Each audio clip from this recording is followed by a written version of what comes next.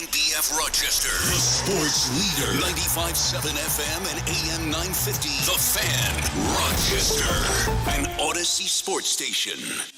It's time to start the show and talk about the sports we saw. Inside jokes and takes from Danger and Battaglia. Bills and the Sabres and the Amherst. Who gave a microphone to these jerks? Welcome to the sports bar, that's where you are.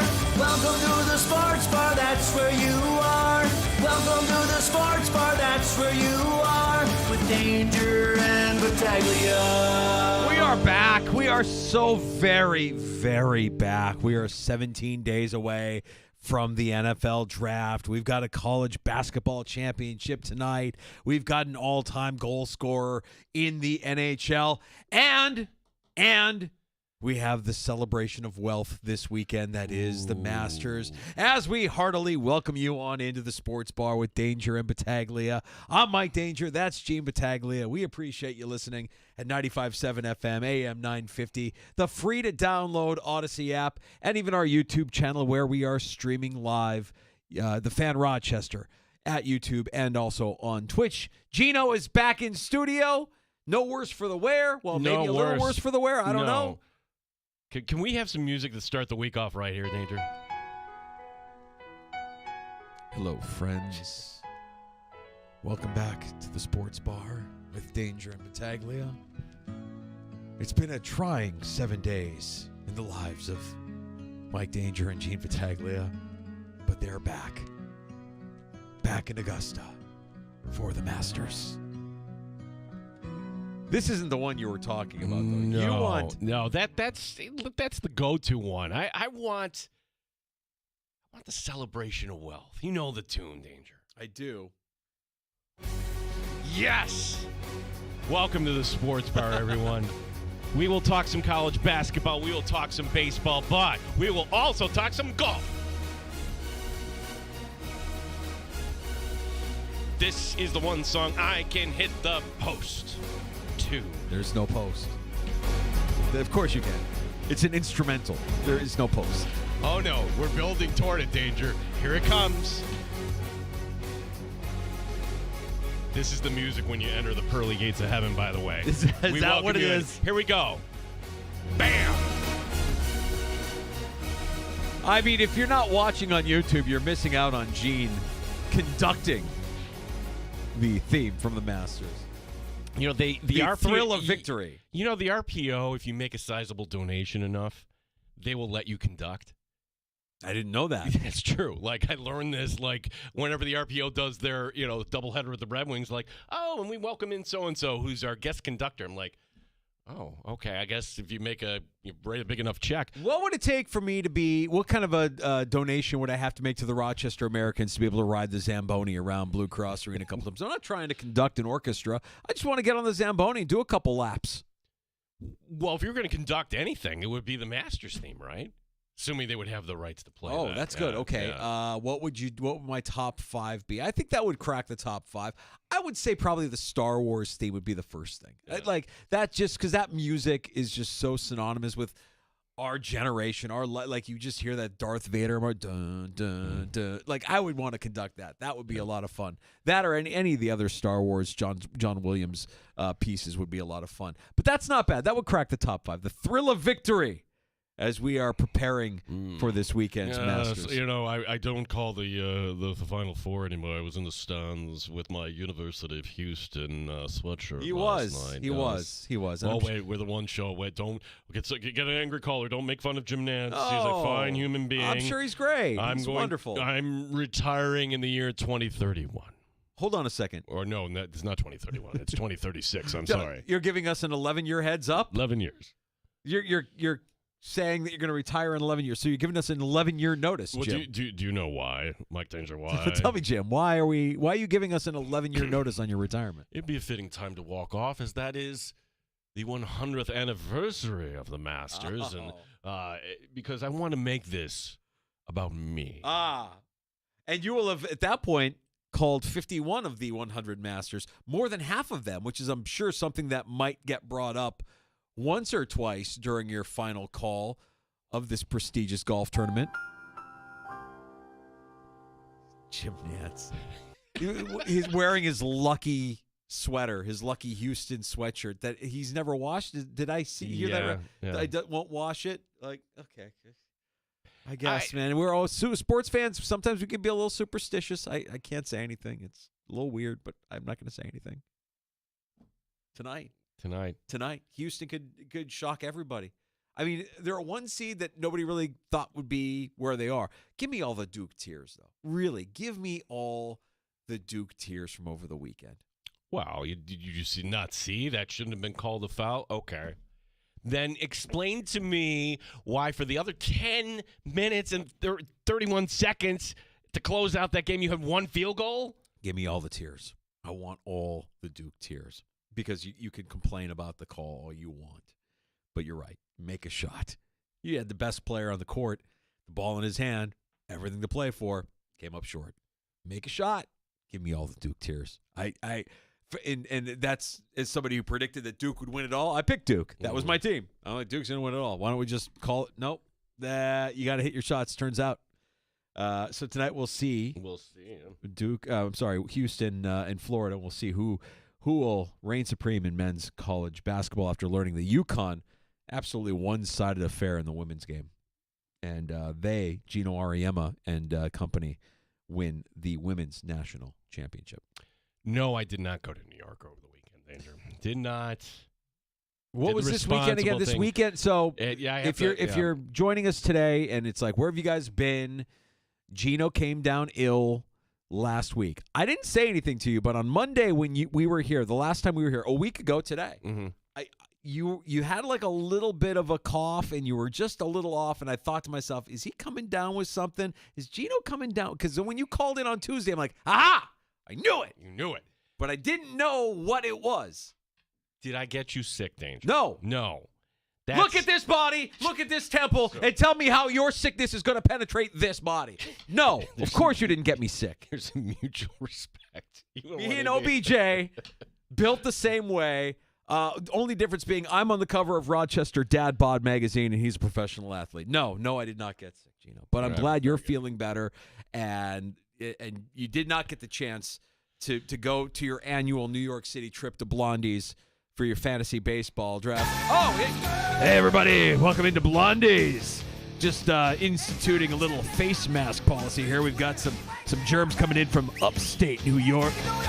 That's Gene Battaglia there in the champagne room with Jade, stage 3. Jade, stage 3. It's fantasy baseball draft weekend at Blondie's. The League of Dorks, yes. The League of Dorks. Yeah. Well, that sucks, man. I mean, you look forward to that trip every year. It's fun to get together with your friends from college. It's fun to be in the city. It's fun to be at Blondie's, even though it's not what I say it is. And you couldn't make it. That sucks. I hate that. Well, tell you what, you're going down there, I could say the end of this month, practically. It's May 1st. Less than a month. So many ironies. I'm not going. You're going. I'm the Met fan, not going to a Met game. You're going to a Met game. I am. And to kind of top it off, Danger, because if your itinerary has time for a meal or a drink and you find yourself on the Upper West Side, just go in and ask for Patty. He's like, hey. Where, at Blondie's? Yeah. Oh, is Patty her stage name? What's her real name? She's the owner. Oh, Patty's the owner. Patty is the owner. So she's on stage and she owns the joint. Literally, the story is... Hey, everybody, it's me, Patty. Welcome to Blondie's. I'll be a DJ tonight, and I'll also be welcoming Cinnamon Stage 3.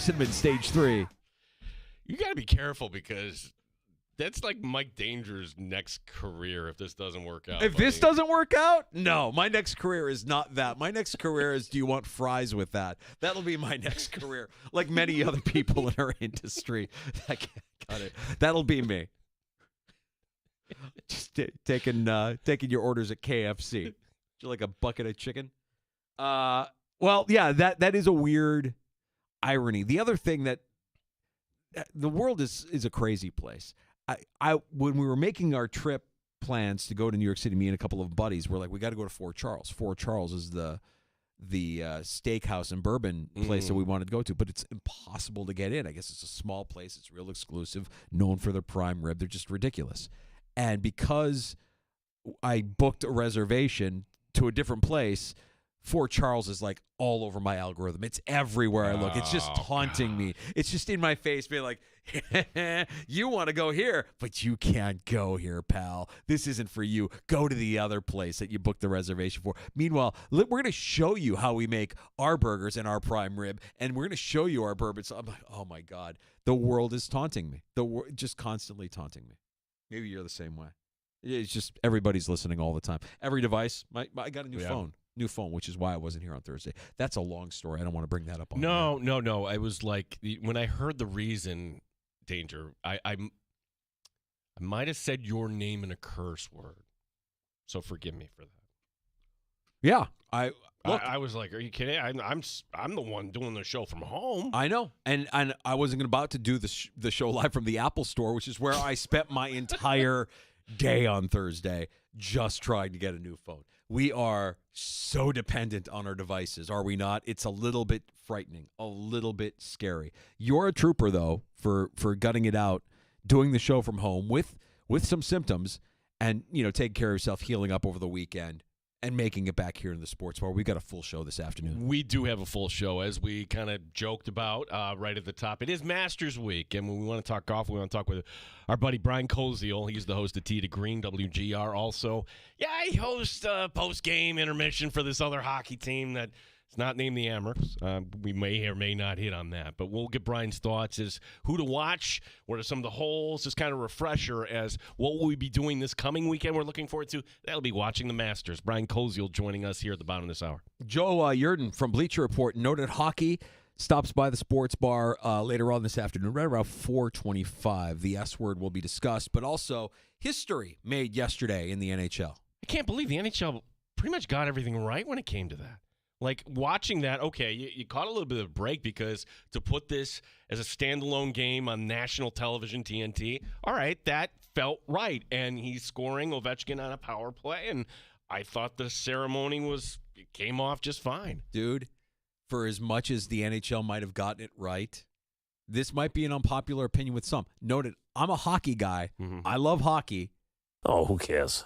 What? Ovechkin breaking that record feels like more of a Francesa than torpedo bats today, right now. Oh, you got to expand on that. I feel like there are more people that are sports fans that are talking about torpedo bats than they are about Ovechkin breaking Gretzky's record. I think hockey people are really, really into Ovechkin breaking Gretzky's record, but I think in the general sense of the world of sports, bigger stories yesterday included Gino Auriemma winning, and everything. The men's national championship tonight.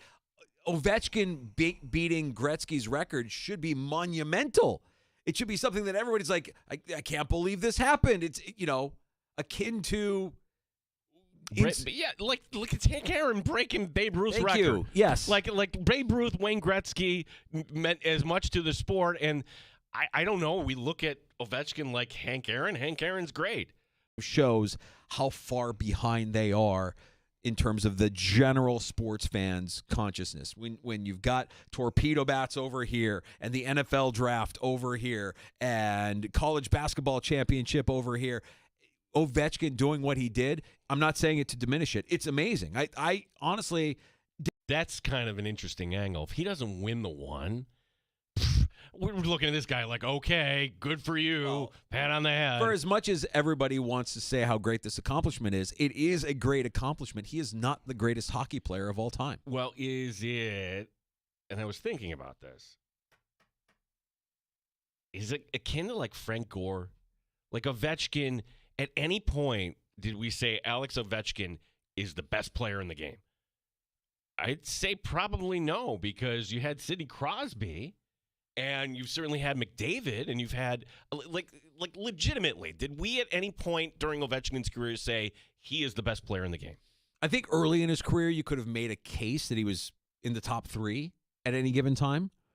But I just remember him being a villainous jerk for the majority of his career in Washington. Starting off, like he was hated by most hockey fans. He was the symbol of that team that perpetually fell short, the guy who doesn't back check, the guy who cherry picks, the guy who does this and that, and he saves every stick. And is, so many of his goals came from one spot, right? Like he had found a spot that it was indefensible. And I can never put him in the same category as a Gretzky or even a Lemieux, just because of what those guys did, what they did with the puck, how they worked the puck. Even a guy like McDavid, when you watch McDavid skate, you're like, oh my God, like that guy is amazing. Now he's got to win some cups. I think if you win a cup, you're right. People's perception changes, and he won that one cup. But to me, like compared to what Gretzky did over the course of his career, he's not the same player. He's not the best player, in my opinion, of our generation. It's still going to be Gretzky, even though he has this now new mark that everybody else will be chasing. But you're right about this. Like, we move on so quickly. Like, okay, this is cool. It's Sunday, and if you're a hockey fan, this is the time. Oh, wait, that was last hour. We got the women's final here. And like you said about baseball, baseball was interesting this weekend. Look at the Dodgers-Phillies. For this being the first week in April, that was pretty intense in Philadelphia. Yes. And so, like I guess that's my point, that it's a reminder to hockey that even if you get it right, you still have a long, long way to go to capture more hearts and minds of the casual sports fan. Most of them are going to gravitate towards women's college basketball on a Sunday or baseball, where they're comfortable talking about their favorite team and their use of torpedo bats or whatever it might be. It just felt like, for as big of a moment as that was for that sport, it kind of felt like it was the third story of the day. Well, at least they caught a break. I was always worried like this would happen, a Tuesday night in Anaheim, 10 o'clock Eastern. Like, it didn't happen. If you were into it, you got to watch. I haven't seen how many people actually tuned in yesterday for that. But good for Ovechkin. They're going to be a team that's going to be in the postseason. Oh, yeah, the Sabres. Here's one question. How are they not eliminated yet? How? Oh, who cares? Go away. Tomorrow night, I'm learning this from listening to Tasker today. They're going to put Tasker right next to Rob Ray, and Tasker's not going to wear a helmet tomorrow. And I'm like, oh, no, that's not a good idea. But this is where we're at now. Hey, tune in tomorrow night for Buffalo Sabres hockey just to watch Steve Tasker down by the Well, it's also a nice way to get a little synergy with the Buffalo Bills, the team that's actually paying all the bills. Appropriate name when you consider that the Sabres are a poverty franchise. We need to sell more PSLs. We got to get more tickets sold to the Bills. Otherwise, who knows what's going to happen? Let's get Tasker on the call. Can we get Gwelly on a couple more broadcasts too? Get Gwelly on the call too. Do Bills Day again. Do Bills Day. Bills Day Part 2 before the season ends. What else do we have to do? I don't know. I don't know how to answer that question. How are they not eliminated? I mean, they're doing what they seem to do almost every year, which is like, oh, yeah, a lot of teams are packing it in now, but we're going to start winning games. Let's just win a few games. Just a reminder what we should have been doing all along. When I saw that Tage Thompson is tied for the league lead in 5-on-5 goals with Leon Draisaitl, I'm like, why? You've got a guy that's a legit goal scorer on this dumpster fire of a team. And the thing is, like, if you said in the offseason, oh, we're trading Tage Thompson, I'd be like, yeah, okay, well, whatever. I mean, oh, who cares? Yeah, sure. Trade away your best player. Whatever. Like, that's where I am as a fan of the team. I don't know where most Sabres fans are, if they're just as apathetic and or completely tuned out. But yeah, the NHL, I guess my bigger point is the NHL still has a long way to go to kind of capture that. I think also, too, it's a lot of people, all right, Sabres are out, my favorite team. Just wait till the postseason gets here. And maybe that's the same way with the NBA, too. Yeah? Oh, we haven't even mentioned the NBA, but the postseason in the NBA will be an interesting watch for sure. You can join us this afternoon. The Good Smoke Barbecue and Pub Wingman line is open at 866-4FAN, 866-4326. Award-winning barbecue from Good Smoke Barbecue and Pub, 135 West Commercial Street, East Rochester. GoodSmokeBBQ.com. Let's check in with our buddy, the host of Tee to Green in the Odyssey app, WGR, and also the Sabres play-by-play, the Sabres Radio Network, the pride of SUNY Brockport. Brian Koziel stopping by the sports bar next to talk about the Masters on the Fan Rochester. You're listening to the Sports Bar.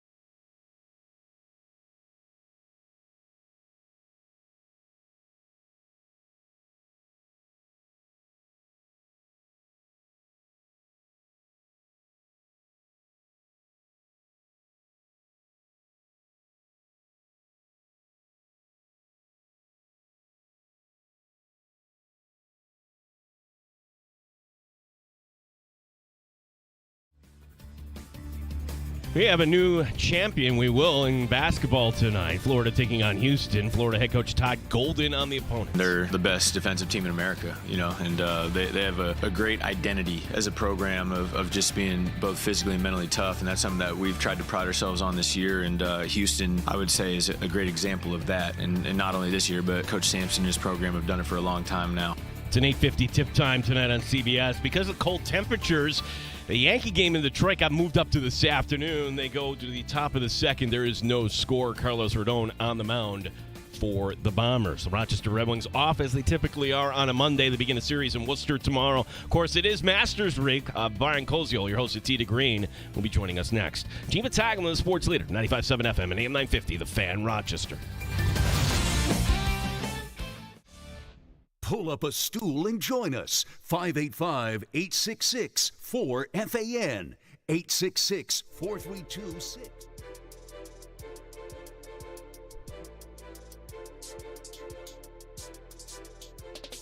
Back in the sports bar, Danger and Battaglia. Grateful to have a few minutes with the host of Tee to Green. And the free to download Odyssey app and WGR or Odyssey Sports Sister Station in Buffalo. The pride of SUNY Brockport, Brian Koziel, stopping by the sports bar. It's Masters Week, and in a week where we can look out our windows and maybe we'll see gray skies or it'll be windy and blustery. We can always have what's going on. The azaleas are popping at just the right time in Augusta. Brian, welcome back into the sports bar. Hey guys, good afternoon. Yes, let's hope this means we get spring here too in Western New York very soon. Brian, we're so many players. Scotty Scheffler, your defending champ. Let's start with Scheffler here, because it wouldn't be crazy to think that he could possibly pull this off. Your thoughts on some of the favorites. Let's start with Scheffler as we take a look at the field. Yeah, I still think he has to be the favorite. I mean, I know he hasn't had the run-up to the Masters in terms of the amount of wins and success that he did a year ago, but we know he's capable of dominating any tournament at any time, and the fact that he's done so well at Augusta National, I think you have to still start with him. I think for him, it's probably something that you could say, regardless of whether this is at Augusta or at a different tournament, if he putts well, he'll probably win. If he struggles on the greens, he still likely still will be in contention because he's that good elsewhere. I don't really see a scenario. I would be stunned if all of a sudden, Scheffler just looked terrible and didn't make the cut. I don't see it. I think he's just still that good of a player, that much better than the next group of players that even when he, as Tiger used to say, when he doesn't have his A game, he still has an opportunity to do very, very well. So if he putts well, I think he can win for sure and get another green jacket. If he struggles on the greens or putts below average, then, I think he'll still be a factor, but then maybe you're going to get some of these other good players involved that can maybe get a chance to get their first green jacket. Brian, if this is the first golf tournament that any fan would be watching here in the Masters this weekend, who's had a good season up to this point? I feel like Rory is somebody that we might be talking a little bit about. How does his game look heading into Augusta, and what other players have had a good start to their 2025 season? I would definitely start with McIlroy. He has won 2 big-time tournaments. The biggest tournament of the year up to this point is the Players' Championship. Some people call it the 5th major at Sawgrass about a month ago, and he won that tournament on a Monday playoff, if you remember. He ended up playing against J.J. Spawn, that 3-hole event that he ended up playing 16, 17, and 18 on and did quite well. So he played great there, and he also won at Pebble Beach in the AT&T Pro-Am with an elevated field. So he played against the best PGA Tour field at the Players and then a very, very strong elevated field at Pebble Beach and won there as well. So the reason that I feel like you have to give McIlroy a strong chance this week is that he's made an adjustment in his game that allows him to control the ball more. And it's flighting the ball a little bit lower. You're not seeing him take full, what you'd say, quote, 100% swings at all times. And the ball placement at Augusta National is so important. To figuring out where not to hit it is really, if you talk with successful players, like, why are you successful when you play at the Masters? Well, it's making sure that you know where not to hit it or where not to miss.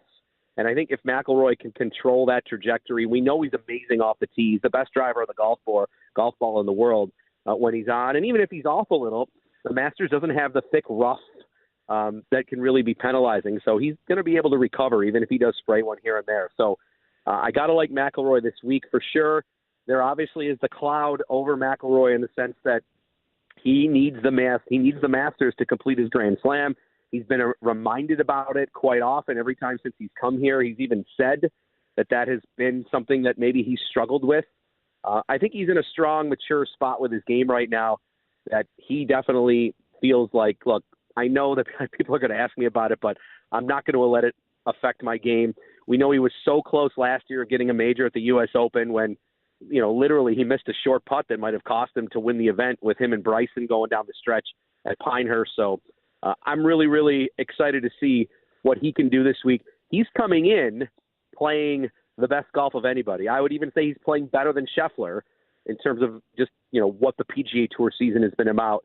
Other players this year that have had a good start to their season, Colin Morikawa's played really well. Morikawa's yet to win a Masters. We know he's won majors elsewhere. He's won a PGA Championship. He's won an Open. So we know he has major pedigree. Other guys that have been maybe a little up and down this year that maybe you could still see in there. Ludwig Oberg is a player that has a ton of talent. He was second last year in his Masters debut, but he's been a little up and down. I wouldn't say he's been as consistent maybe as he would have liked to have been coming in. You look at some of the other guys that maybe have really good Masters performances in the past. Xander Schauffele, who coming off of 2 majors last year, started the year with some injuries, didn't play a lot in January and in February. So he maybe isn't as predictable about what kind of game you're going to get. And, of course, then you got to remember that you've got some of the LIV players that could be a factor. That's DeChambeau, that's Koepka. Joaquin Niemann has had a really, really good LIV season. So some of those guys I think you're going to have to keep an eye on going into this week.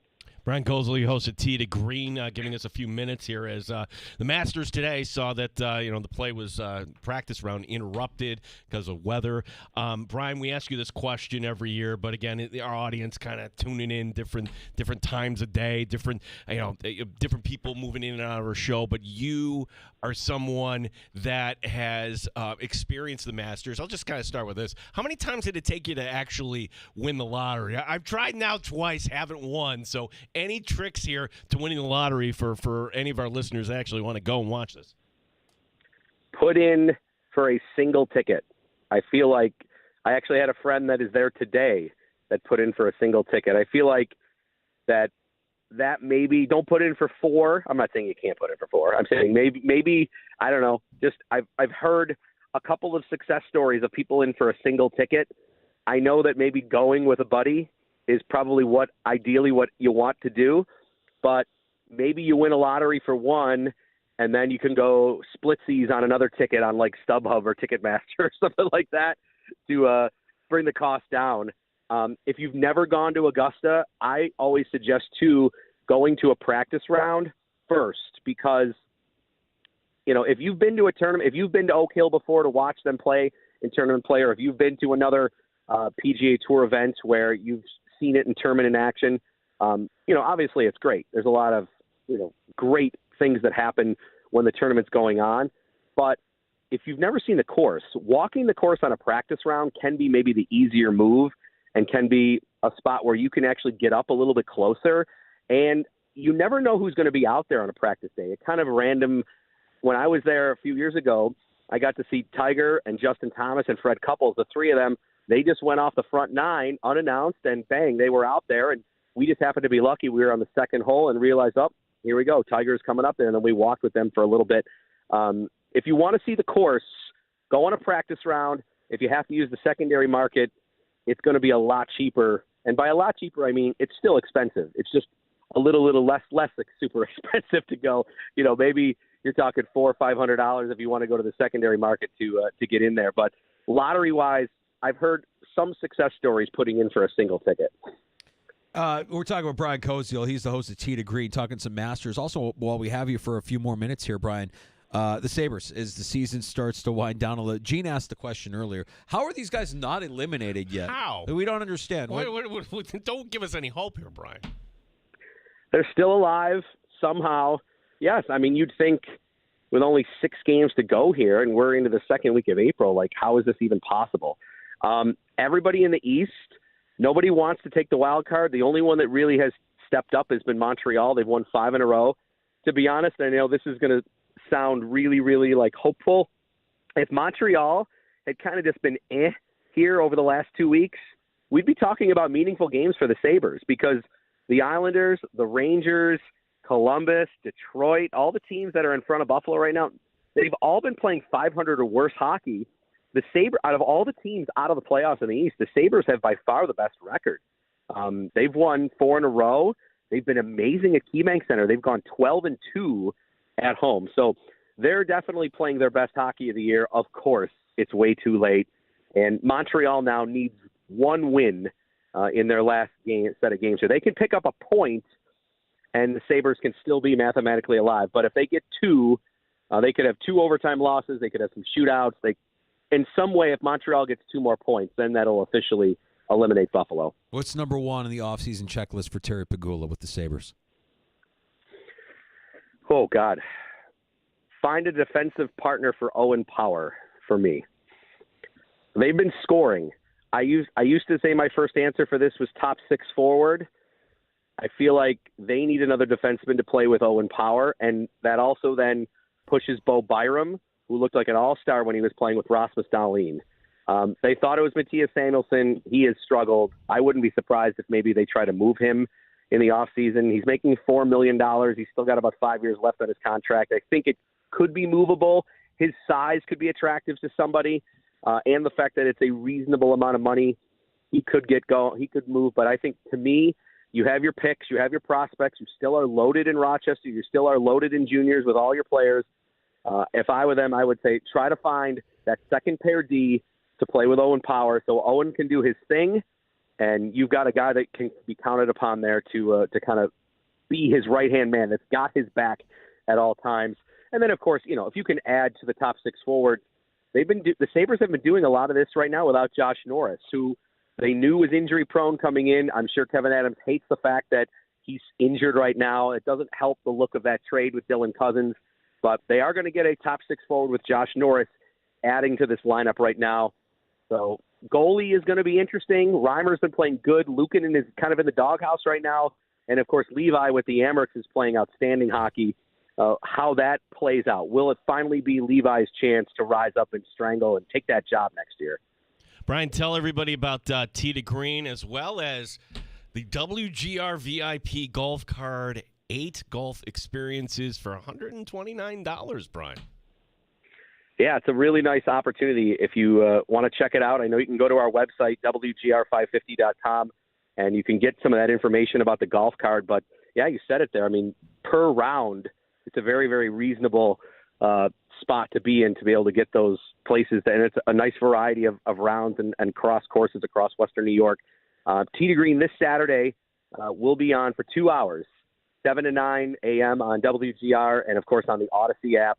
We'll be at Pendleton Creek Golf Club in North Tonawanda, and a lot on the Masters, of course, so hopefully everybody can tune in. Brian, appreciate the time as always, and we'll do it again before we get to another golf major here, man. Enjoy your week. Thanks, guys. Enjoy it. It's a great week of golf. It sure is. Brian Cozio is the host of Tee to Green. You can hear it in the free-to-download Odyssey app on our Odyssey Sports sister station, WGR. And that's a cool deal that you just mentioned, though, the WGR golf card that they have. Yeah, especially if you're somebody who, all right, you got some buddies in Buffalo here. It's not 8 courses because they have some indoor, experiences if the weather isn't great. But Diamond Hawk is on here, Shamrock Hills. There's a bunch. So you can go to WGR and go figure that one out and just click on the link right there. Now, I'm not one to correct our guest, but Brian did say something about the Masters that is incorrect, and he would actually be punished for saying this if he were to say. Oh, wait a second, no. If he were going to say on the broadcast, no. If you is this the thing? If you win the lottery and you put your ticket on the secondary market, you can never enter the lottery again. See, I mean that.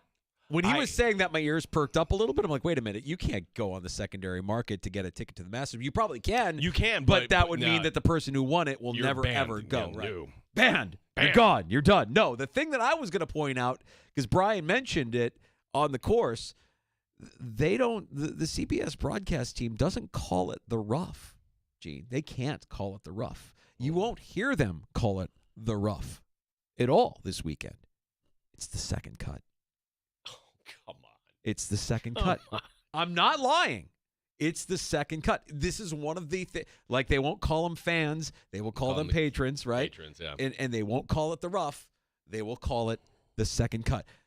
You will be smited if you call it the rough. If you work for CBS and you're on the broadcast team that mentions that word. It is not the rough. It's the second cut at Augusta.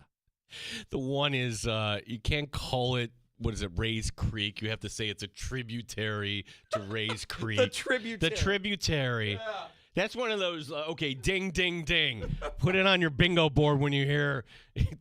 I want you to listen with a keen ear this weekend. If you hear the word rough, you call me out, but they're not calling it the rough. It's the second cut. Oh, it just landed there in the second cut. They won't mention the rough. There is no rough at the Masters. It's the second cut. Just one of the weird rules that they have there as broadcasters of CBS, the partner there. Not even partner. The Masters, like, buys the time, right? Like, that's the Masters' time, so they do what they want with their time. It's not the front nine or the back nine. It's the first nine. First nine, second nine. Yep. Yeah, this this is the one. The water in front of the 13th green is not to be called Rays Creek. It will be called a tributary of Rays Creek. Make no reference to the Masters tickets being sold out. Make frequent mention of the presentation ceremony to be conducted at the end of the final round. Do not guess at where a ball might be. Do not estimate the length of a putt. Why? Yeah. That's so great. Do not refer to Masters prize money. I wonder, if this is why Jim Nantz decided to give an 11-year notice. Do not compare any holes at Augusta National with those at another golf course. Oh, God forbid. Yeah, God forbid you do that. No. You'll be calling the Live Tour before you know it, pal. You're gone. Appreciate Brian stopping by. We got a few takes to get to here in the sports bar, and something that was said during last week's owners' meetings that we didn't get the chance to talk about, but I have to. It's one of our favorites. I have to bring him up. Woody Johnson, once again. Fantastic. Just fantastic. The alien meeting. Yeah. That's it. We'll get to that. And I know that Terrible Time Timmy did a great job on Thursday. Terrible take, Timmy, with another terrible take. Uh-huh. This is why, like, you and I think maybe it's just kind of where we are in life. I just realized, like, he's in a different spot in life. Maybe I would have, maybe like 20 years ago, I would have been doing stuff like this. Huh? Then I'm like, I'm not so sure. This is why he's terrible take. Yeah, he's got some terrible takes, and he's kind of a terrible time. But we'll revisit something that happened on Thursday here in the sports bar. We'll also be joined next hour by Joel Yurden, talk some NHL, Bleacher Report, noted hockey. The Good Smoke Barbecue and Pub Wingman line is open for you at 866-4FAN. Award-winning barbecue from Good Smoke Barbecue and Pub, 135 West Commercial Street, East Rochester. GoodSmokeBBQ.com.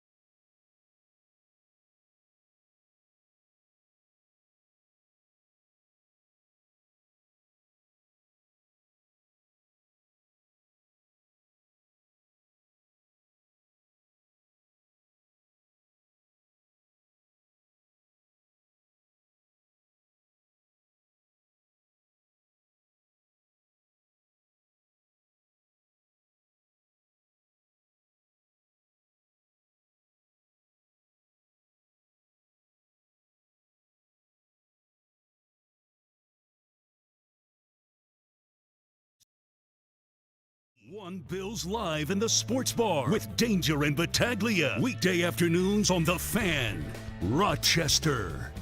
You know, Gino, I'm really glad that all these super smart people have all the wealth in the world. We call them aliens. They just can't really relate to you and I. They live a lifestyle where they're kind of insulated, forget how to communicate and deal with the real world. Woody Johnson had some time with reporters last week's owners' meetings. We didn't get a chance to talk about this. When I saw it, I thought, this is too good.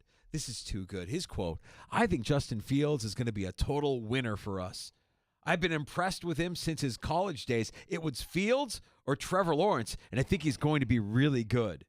Now, rewind to that 2021 draft with Trevor Lawrence and Justin Fields. Do you remember who the number 2 overall pick was?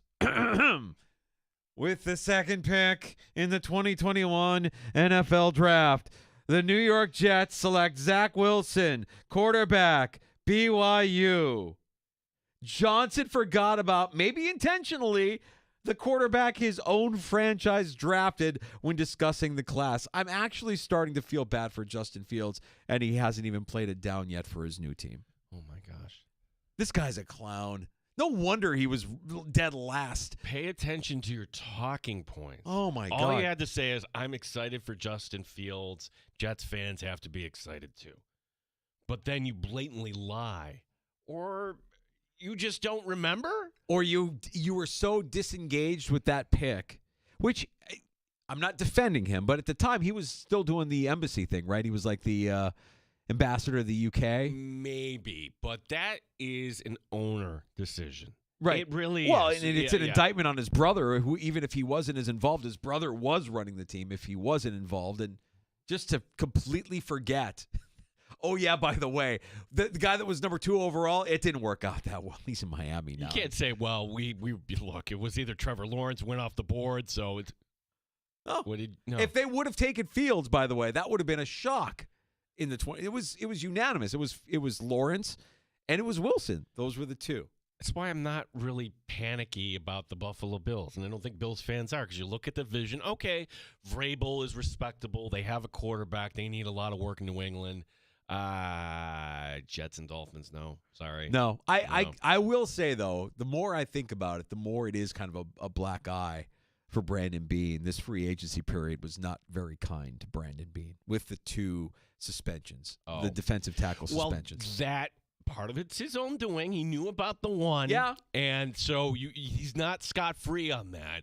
And the more I think about this, it's, boy, they better be hoping that one of these like Grant from Michigan, somebody falls to them. That's why, for sure, I was thinking, well, at some point we're going to see Rasul Douglas or Stephon Gilmore, and then you don't really have to draft by need at corner either, but we'll see on that. Deidre, this also happened while you were out, and this came across Thursday as the original celebration of wealth, the NFL owners meetings in Palm Beach, right? And the story out of Cincinnati, like, you don't think of the Bengals as a team that are going to move. I mean, they've been there since day one. They have a nice stadium.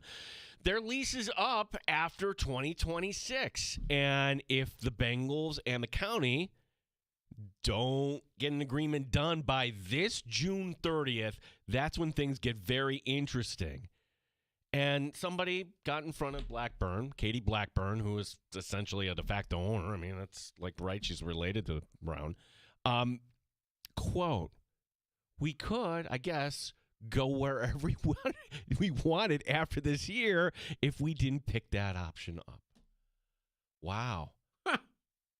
Wow. Just completely yeah, we disregard. Can go wherever. I'm like, wow, is that something in the water in Cincinnati? You're right. That jerk president from the Cincinnati Reds essentially said the same thing. Why should that fan maintain trust in you? Well, where are you going to go? Let's start there. I mean, sell the team to who? I mean, that's the other thing. I mean, you want to have this debate.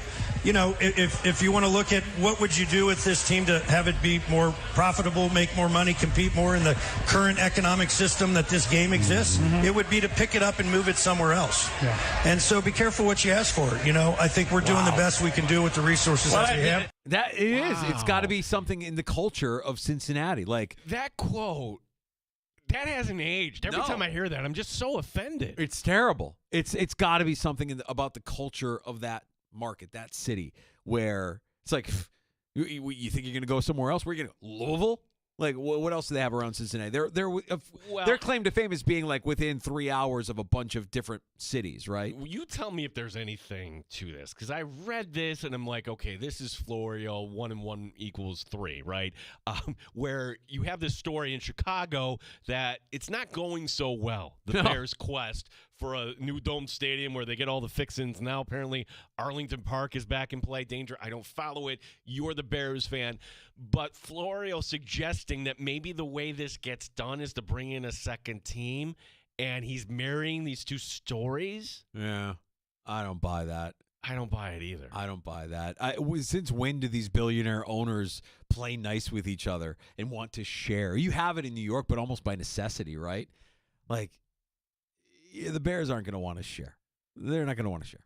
And the Bengals shouldn't want to share either.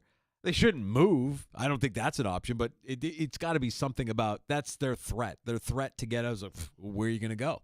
You really want us to talk about this? Because we'll go somewhere else. This is Cincinnati. We don't have to stay here. Where are you going to go?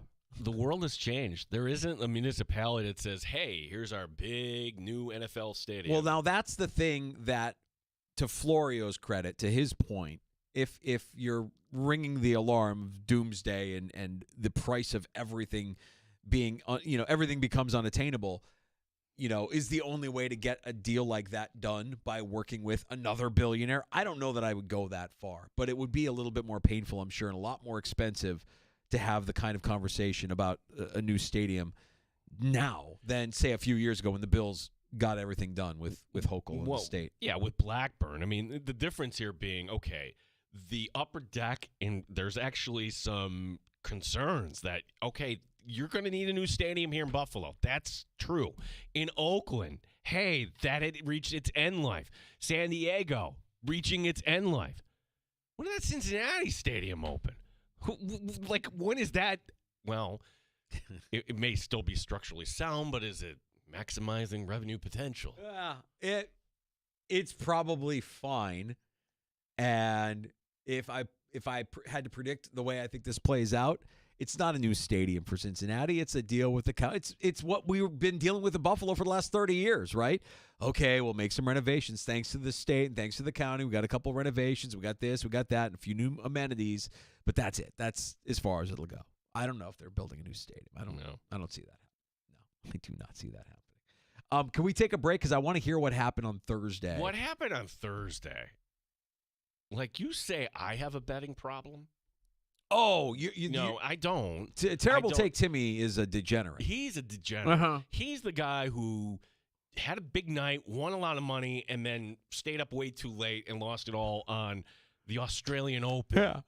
Because he was staying up at 3 in the morning. Famously, when New York State adopted legalized sports wagering, it was like night 1 or night 2 that we were able to go on the FanDuel or DraftKings app and place your wager.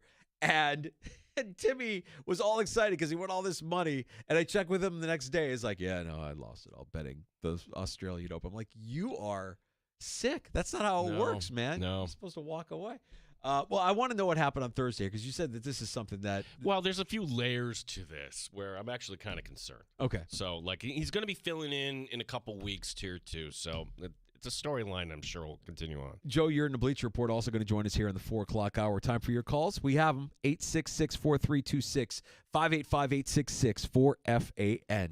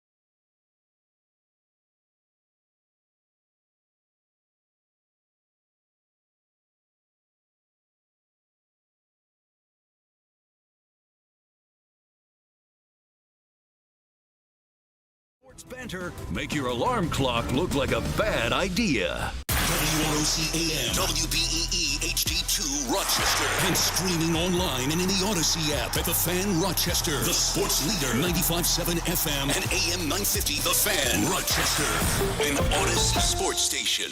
The Fan Rochester Sports Update. We will have a new champion crowned tonight in men's basketball. Florida taking on Houston. Calvin Sampson, the head coach of the Cougars, taking it all in. For me, it's a lot of gratitude, a lot of appreciation for having this opportunity. But you owe it to so many people. You don't do things like this in a vacuum. I've got a great team, got a great staff. We've kind of done it our way, and it's worked out pretty good. 8:50 tip time tonight on CBS. In Detroit, it's snowing right now, which is not ideal for the New York Yankees. They're trailing the Tigers in the Snowflakes 3-0. Andy Ibanez with a 3-run homer for the Tigers. The Rochester Red Wings are off until Monday. They begin a series out in Worcester tomorrow. Buffalo Sabres still not eliminated from postseason contention just yet. They're back home tomorrow night against Carolina. Gene Battaglin, the sports leader, 95.7 FM and AM 950, The Fan Rochester.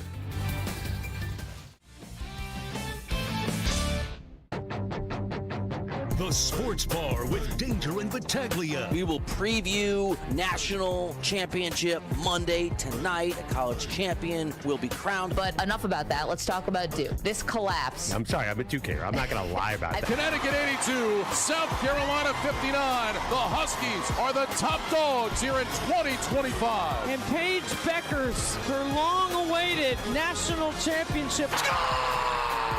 The chasing days are done!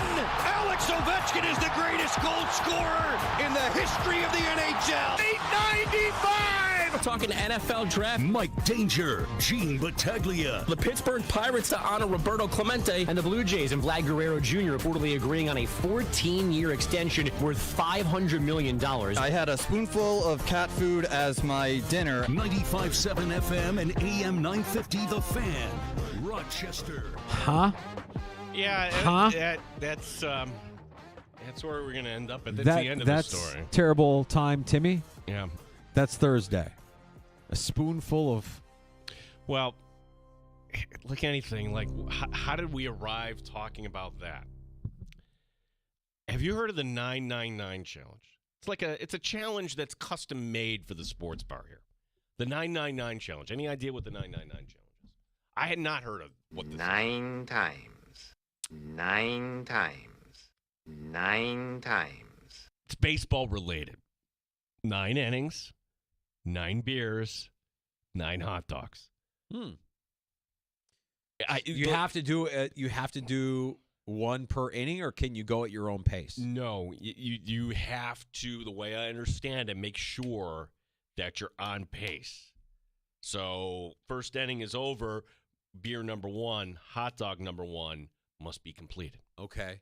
So you can't get off to a hot start and say, I can down 5 dogs over the course of 1 inning, and I'll tackle the next 4 over the rest of the game. See, because I think if you did it that way, Danger, you could scarf down 5, but then the 9 beers is tough too. I could pace 9 beers over the course of a baseball game. I'm pretty sure I could do that. If I had to do 9, if I had to do 1 per inning, that's where I would worry about if you have to stay strict to that, I don't know. Then I'm like, I don't know. Because I get the beer 6, 7, and at that point I'm probably like, all right, let me just take my foot off the gas a little bit here. So I could see where this would be a challenge. Well, terrible take, Timmy, a.k.a. terrible time, Timmy, took this challenge and he failed. So, it was kind of a bet. He lost the bet. His buddy then proposes, all right, either you pay up or we can go double or nothing. And the double or nothing was, because, this is Tim. He bet on the Guardians-Padres game. This is from opening week. The Padres, of course, got off to a 7-0 start, and one of those wins was over his beloved Cleveland Guardians. So what was the pay up? It was more like a Maggie and Pearl off. It was more like a punishment, which you just heard. He had to eat cat food. Oh, God. Again, here's what you could say, all right? Oh, God. Remember this phrase. I'm good. Thanks, I'm good. Yeah. The nah, I'm good. The I'm good is the polite way of saying F off. No, I'm not doing that. And by the way, Tim said the cat food wasn't bad. So, Danger, the next time you need a day off, entice Tim to come in with maybe some Meow Mix or Fancy Feast. Well, I think we found your perfect compliment here in the sports bar, Gino. You can bet all you want against this guy. He ain't winning. He's just eating cat food. Cat food. He's losing all of his winnings on Australian Open tennis and eating cat food while doing it. Yeah. Julie, if you're listening, Gino can bet all he wants as long as Timmy's in the studio with him. That's It's why he's terrible. I would say Timmy. no, I'm good. I'm like good. There's nothing about that I'd be like, yeah, I'll do that. I ain't eating cat food. Nope. Not happening. Not what. And by the way, what kind of a bet are we making here? Cat food? No.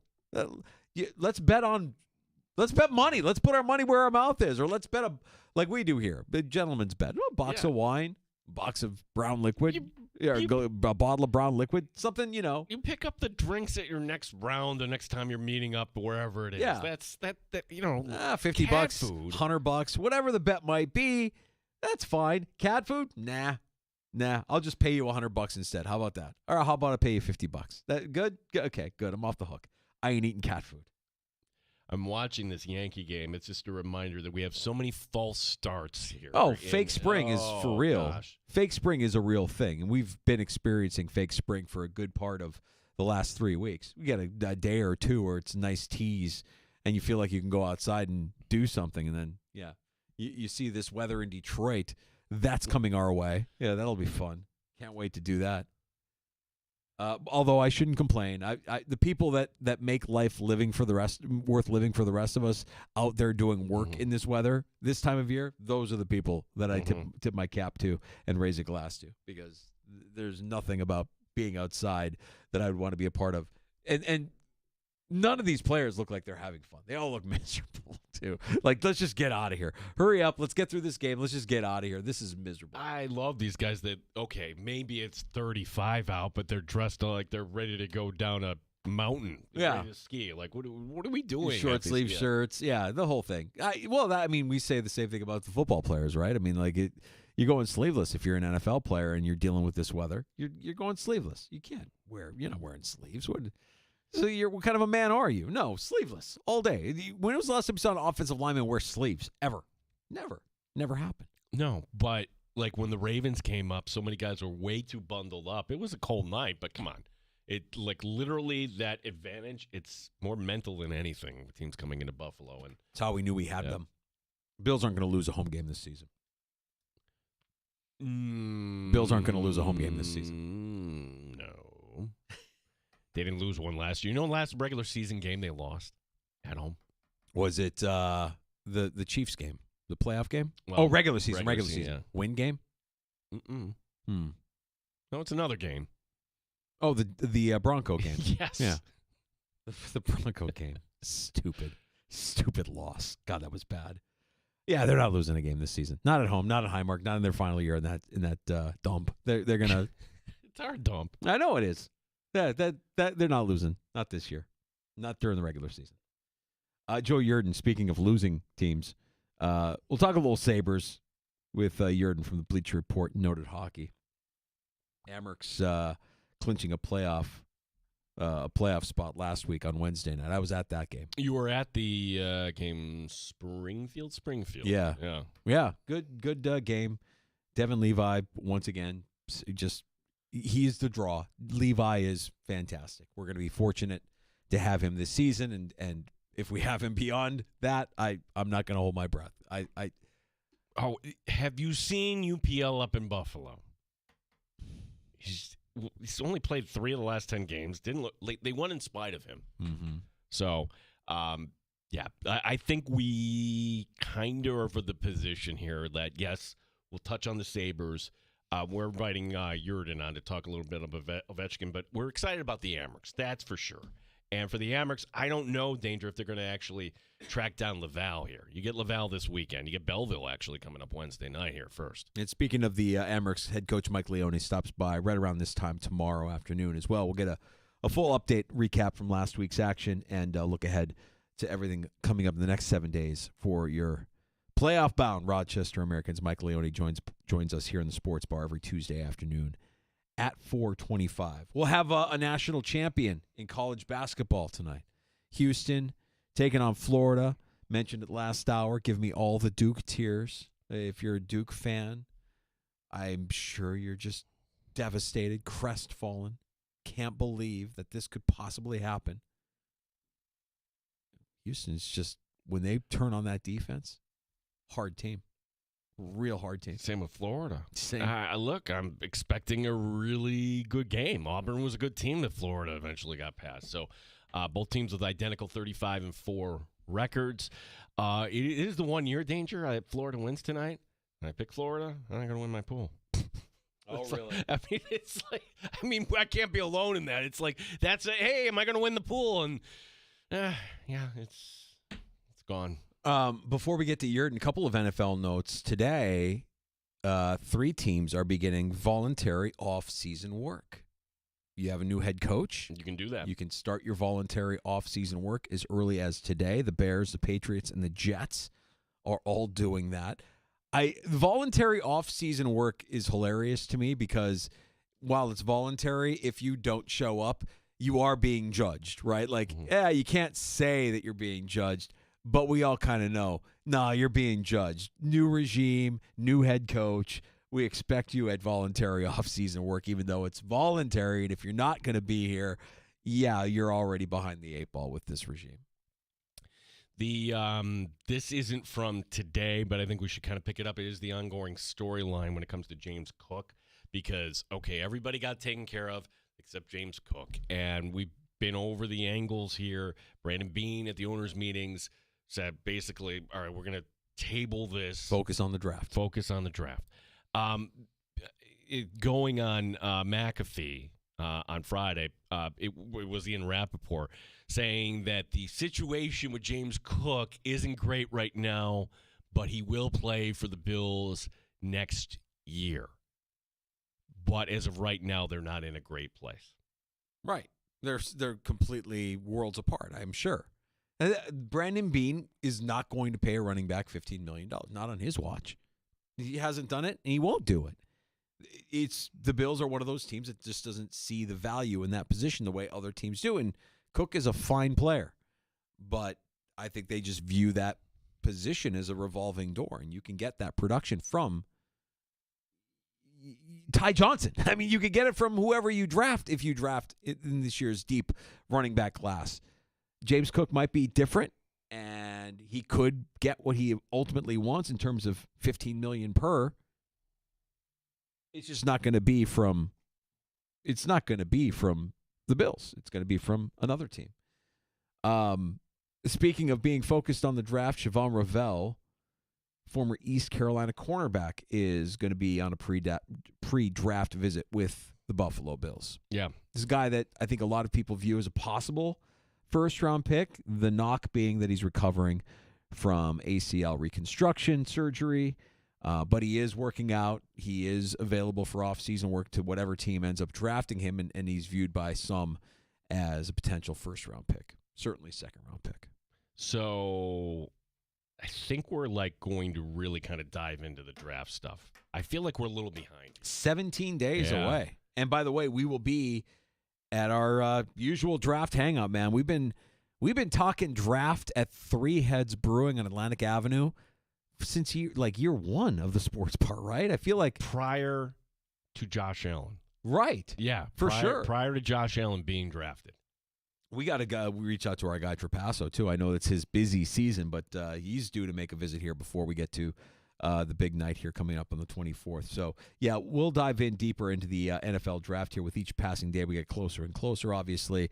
And what will the Bills do? Who will they be talking to? How does that first round shake out? Does Brandon Beane stay put? Questions that we will get answered, and we will preview all of it that night, Thursday the 24th. We'll be live from Three Heads Brewing on Atlantic Avenue in the neighborhood of the Arts. Sports Bar, live from 3 to 6. Live shows are always fun. Love the chance to talk to y'all in person, talk some Buffalo Bills and some NFL draft. We can share a cold one and maybe a win or two. The other Cook angle from the past week, because every play in the playbook, I think, has been used up by his camp. I don't know if you saw this or not, Danger, but we discussed this. If you're somebody that follows listings, and sure enough, James Cook his home in Buffalo is on the market. I did see that, yeah. And in case you were wondering, is that really his home? Well, the way the photos are staged with on the fireplace mantle, all the game balls that say James Cook, the way the one wall has a James Cook framed jersey, the way the rec room has all these NFL jerseys. Stop. You might as well just put a big neon sign and said, this is James Cook's home.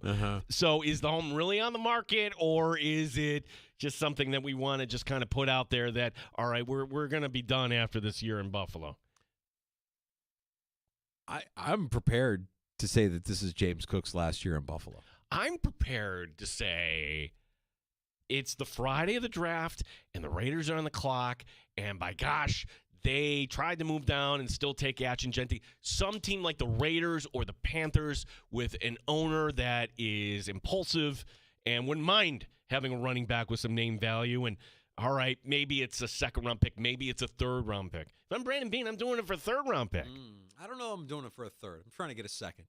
I don't know if they'll get a second with 1 year left on his deal and knowing you're going to have to extend him. Yeah, maybe. Maybe it is a third. I hear what you're saying. I think he's good. I think he's a good player, and I think they want him on their team in 2025, but they have to be prepared for the distraction that's going to come with all of the contract negotiation talk, potential holdout, which wouldn't be anything significant, right? Because he's not making a ton, and any holdout would be punishable by fine. Yeah, but in any holdout, because it's his rookie deal, it's forgiven at the end. So it's inconsequential. So you wouldn't see him. I'd be stunned, I should put it this way.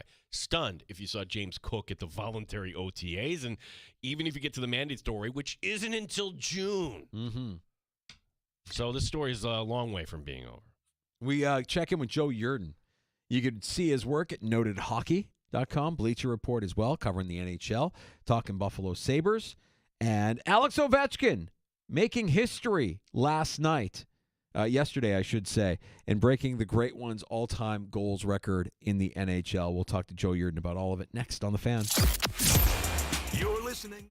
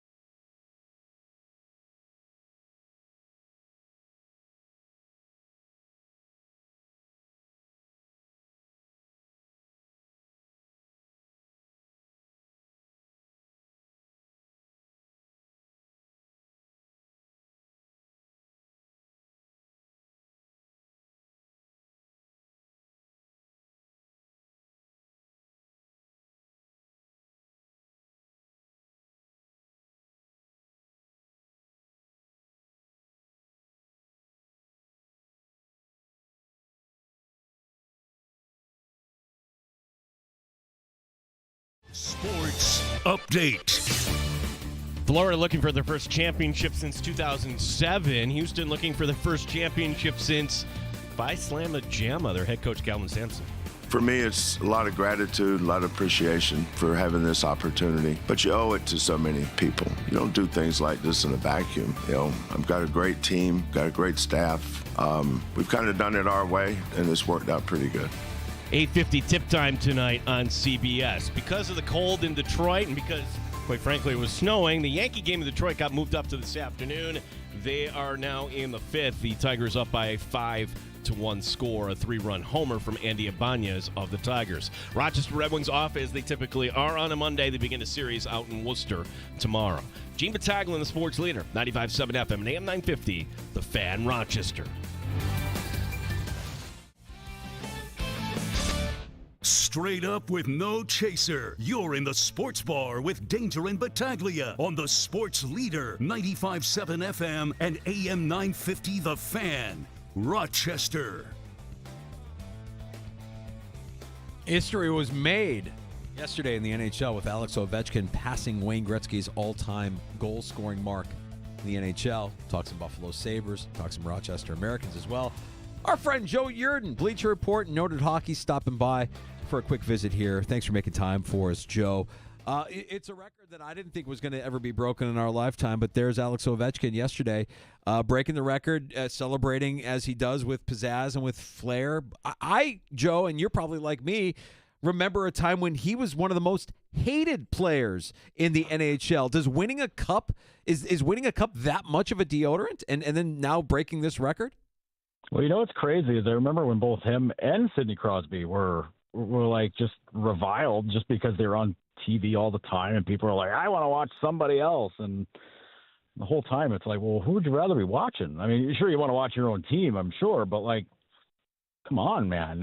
These are two of like the greatest players we've in history, and Ovi breaking Gretzky's record is just I've been trying to like wrap my head around it for a while because it was just like 2 years ago. We're like, I don't know, is he going to be able to get there? Like he's getting older and he just keeps scoring goals like he always has. It's just he's never slowed down. The only person that really slowed him down was Dale Hunter when he coached the Caps, and like even still he powered through that. But it's remarkable. I mean, the guy's missed like 20 games this year. He's got like 40 goals, and who knows how many he would have had this year. He's probably would have easily went past 900 at this point, which I mean he's only 5 away from now, but I mean still could do it, I guess. But it's remarkable. It is just absolutely astounding, and I for one cannot believe Gretzky's record has been broken. Well,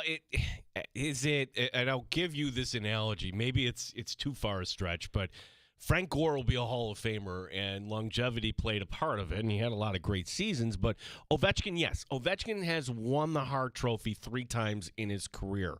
But going from Sidney Crosby to now Connor McDavid, Joe, at any point in Ovechkin's career, did we ever call him he's the best player in the game today? I think we've always kind of couched it by saying he's one of the greatest. But the answer is no, right? Answer, it's absolutely no. Crosby's always been the guy. And if you wanted to like break it down and like, well, Crosby's the best player, but like the best goal scorer is, it's Ovi. It's whoever's scoring the most. It's Stamkos. It's whoever was piling it up the most at that time. And even now it's Connor McDavid. He's the best in the world. He's the best.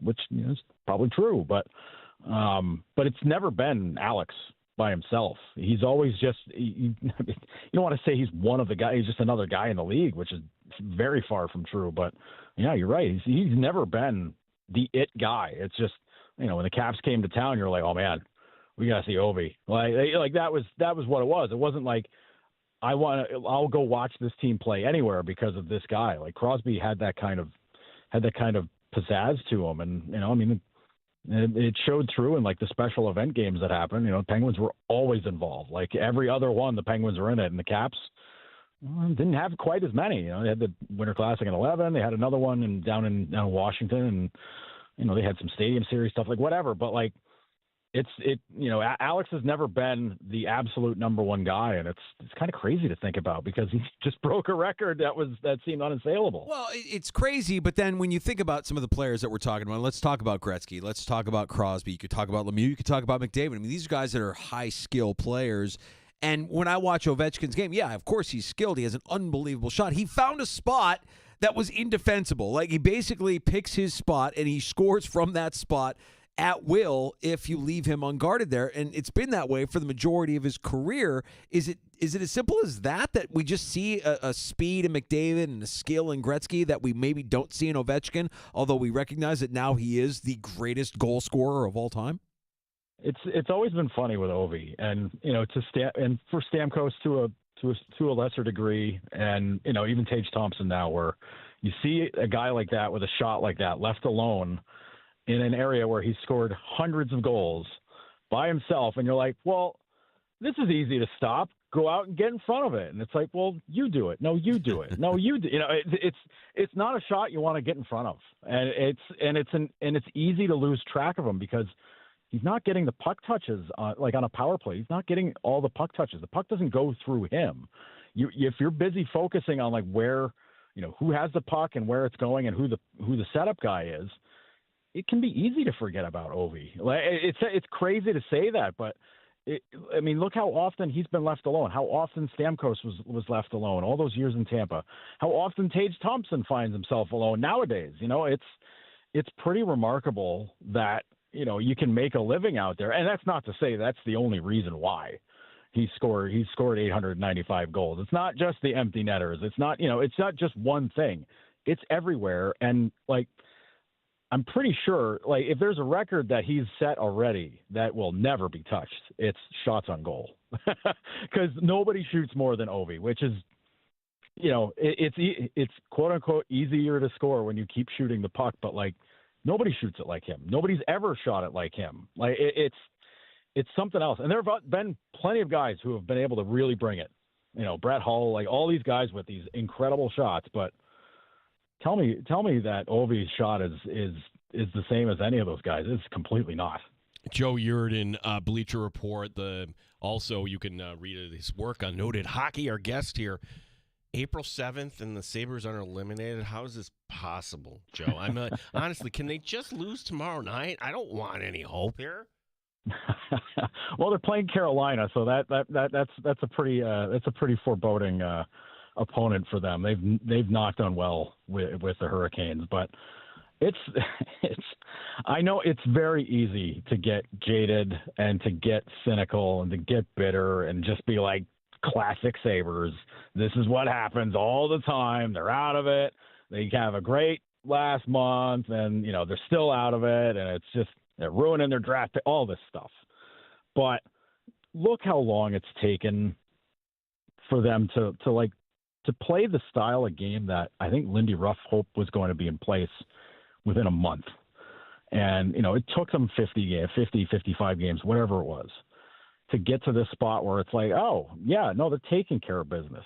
And they're not blowing games. They're having, like last night against Boston, they had an awful first period, one that, like, the game before, Tage Thompson spoke to us after the game and said, a lot of these games, we thought, would be easy, and we kind of took, started messing around and whatever. And sure enough, the first period was exactly what he said that they stopped doing. And you're like, well, this is convenient. Well, this is exactly what Tage said they've eliminated, tried to stop doing all season. Here they are doing it. And then they fixed it mid-game instead of getting their teeth kicked in and then coming back the next day and saying like, oh, well, we can't do that again. It's baby steps, it's micro steps, but it's gotten to a point now where there's that collective like, okay, well, we're not doing that again. Like, we're sick of that. We're over that. We're better than that. And it's finally taken hold with this group where, the mistakes and the issues and the blown leads and all that stuff that's kind of built up over the season, where it would have been easy to just be like, well, here we go again, time to lose. And they shook that off. They stopped doing it, and they're playing better hockey. And it's easier to nitpick the things that aren't going right now, which is there's a couple of things where you could be like, oh, this could be better. But on the whole, they're playing so much better. They're playing a much better style of hockey. Maybe opponents are coming in saying like, that's just the Sabres. Who cares?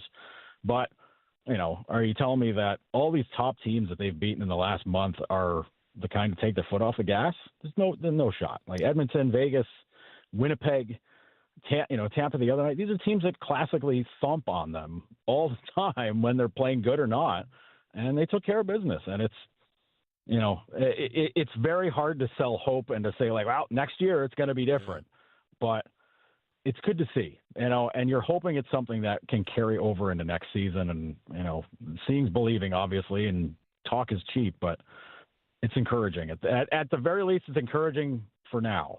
But, Joe, I'm going to be a little facetious. I don't believe you. I don't believe anything that you're saying right now. Okay, I know that the record says otherwise in the last month, but I don't believe you. I don't believe that this team has any consistency and that it is going to carry into next year. I'm not buying the hope that you're selling. Have you heard that from any Sabres fans in the last month?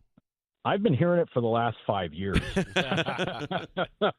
5 to 10 years I've been hearing that. So it's not something where I can be like, no, they mean it this time. I'll stake my word on it. I ain't doing that. Because it would be silly to be in a position of mind where I have zero effect on anything that happens. But to say like, yeah, nope, they fixed it this time. Surely next year it'll be different. I can't say that. I can't convince anybody to buy into that. I can't believe anybody, force anybody to believe it. It is what it is. And it's kind of hockey version of nihilism in a way, to just be like, whatever, it's fine. Everything's darkness anyways. Who cares? But it's the kind of thing where you're just kind of like, boy, what if this does carry over into next year? What if this is the kind of thing that they are building on and this takes hold and this leads into next season and they can do this right from the very start of the season and do it for 82 games? What then? What if that actually comes true? What if that actually happens? And it's a perpetual wait and see sort of thing when it comes to this, because it's very hard to buy into end of the season results when they've been all but eliminated. I mean, it's one more loss, they're out. If they keep winning, then hope stays alive, I guess. But if you'd told me a month ago that we'd be 76 games into the season and they'd still technically not be eliminated from playoff contention, I'd have been like, well, what in the world happened? Did everybody else fold up in the East? Which maybe that sort of happened. We're talking to our buddy Joe Yerdon from the Bleacher Report, our guest here in the Sports Bar. Joe, one thing that drove me nuts last year. Okay. It's not a UPL question, but this is where I'm going with this. Well, we're not going to send UPL back, even though he's on the Clear Day roster. We feel that he's an NHL player now. Okay, like he couldn't have used that experience here in Rochester. My question is, what's your read here on the Clear Day guys? Like, you're a colleague. I could see them using that same excuse, but in the end, he's still 20 years old, and I understand he's played a bunch of games up in Buffalo. And for that matter, too, Kozak, knowing that, all right, I don't know when he's coming back, give us an idea of what could happen, what won't happen when it comes to, all right, Amherst playoff time and guys that would be coming back. Well, when we asked about Kozak, after he got injured up in Ottawa, Lindy said it was a week-to-week thing, but he figured 2 weeks. 2 weeks, I think he'll, the season will be over. But he's like, I think that timing works out for him to get back to Rochester and everything will be good. So I think Kozak will be back. Obviously, Austin will be back. Kulik, I'm thinking won't be back. Why? Because he's played about 70 games in Buffalo. I think that's about why. 60, 70 games in Buffalo. I think that's why, because they're going to be like, well, he's played enough games this year. We don't see why he should go back and play more games, which I'm like, I don't know, maybe he would. Maybe he's okay with that. I think ultimately that's what it'll come down to. And if he's, I don't think he's nursing any injuries or anything right now. But if he ended the season and he had some sort of like nick up, bang up, whatever, they'd be like, let's not. Like, if he wants to go hang out with his buddies, okay, he can do that. But like, I don't think we want to play him. But it would sure help. it would sure help. It would sure do the Amerks a big favor if he went back and played. I know he's on the clear day roster, so that's good. But I don't know. I think I'm torn because he has played a lot of hockey. He's playing first line minutes now, all that stuff. He's playing great.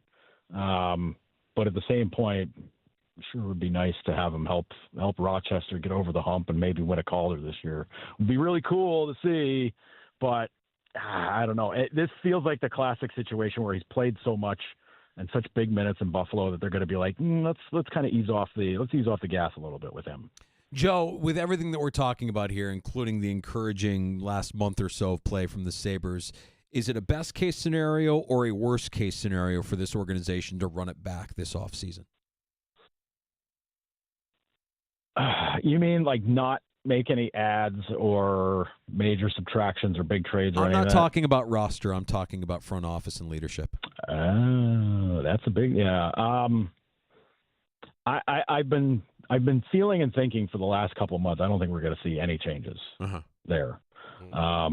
It's a gut feeling. It's just trying to get a read on things, and maybe what's helping form that picture for me is them trading Dylan Cousins at the deadline.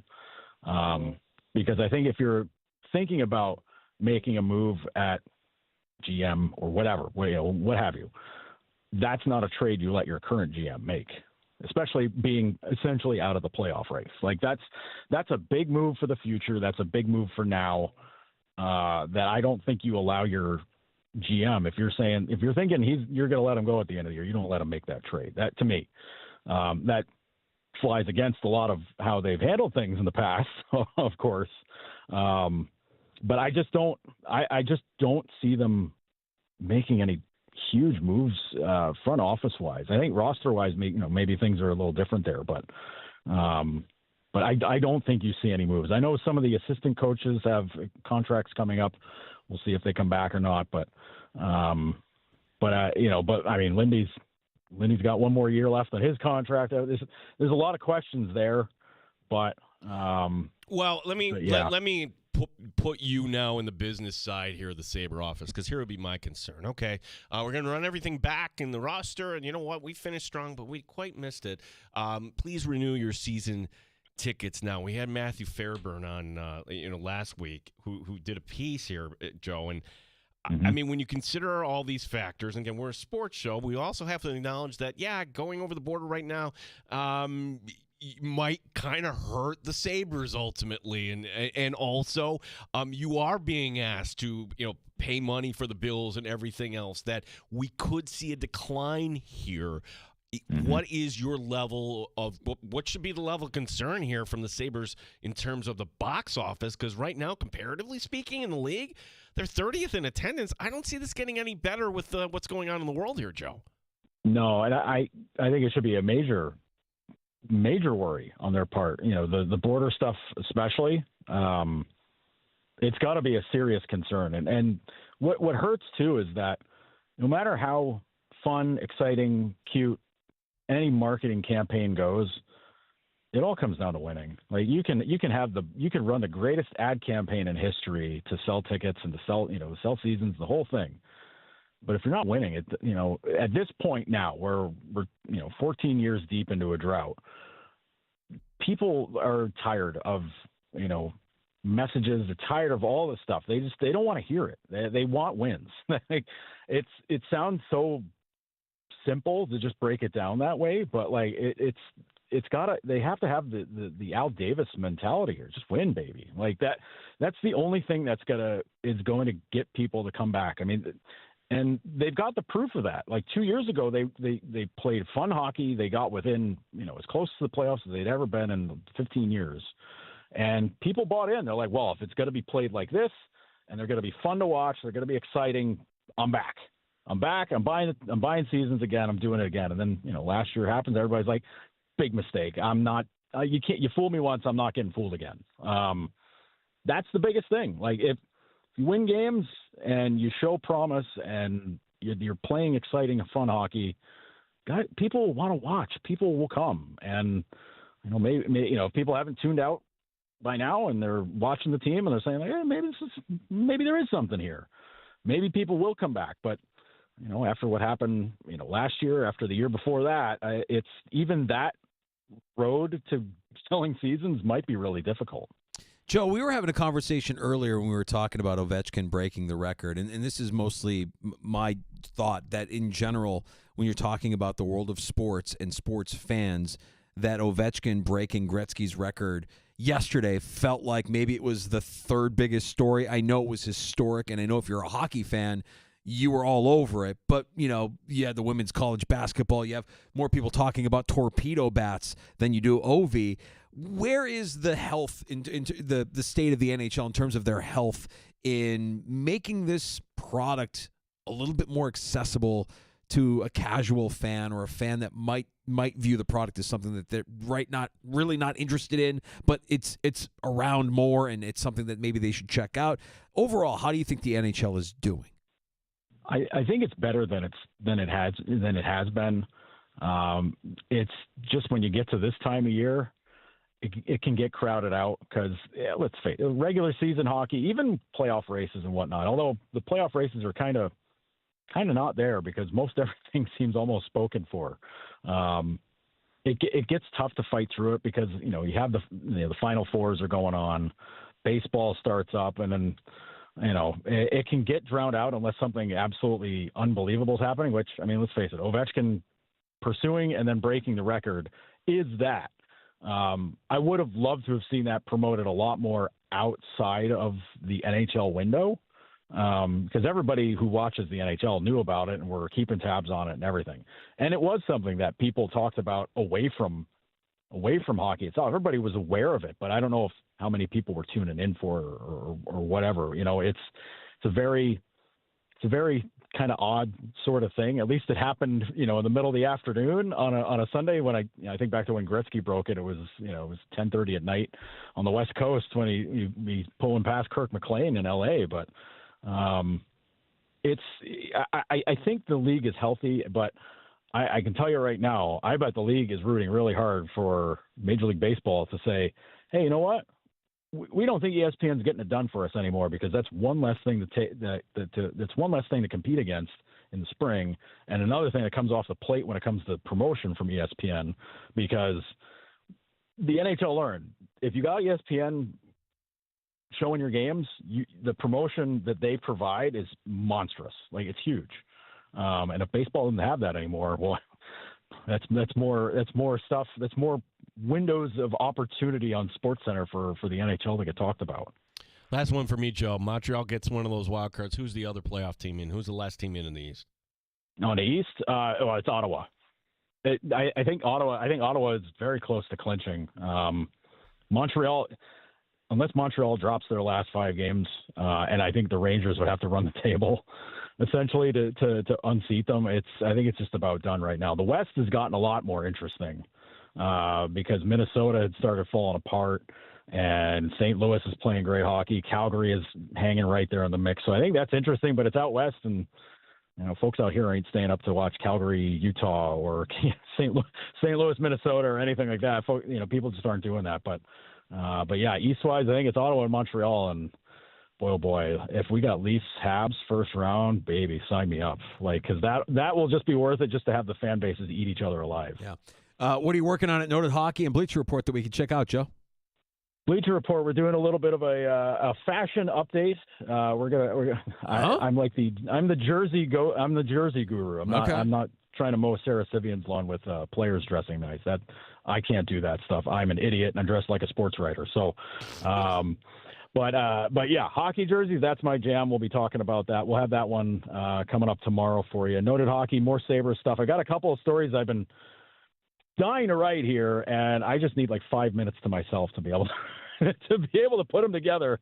Talking about RFA stuff, a couple of big ones for the Sabres, and playoff drought nonsense and all that kind of stuff. So good fun stuff, but also stuff that makes you kind of get a little bit worried. Joe, appreciate you. You're the best here, and maybe we'll catch up here in Rochester in a couple of weeks for the playoffs.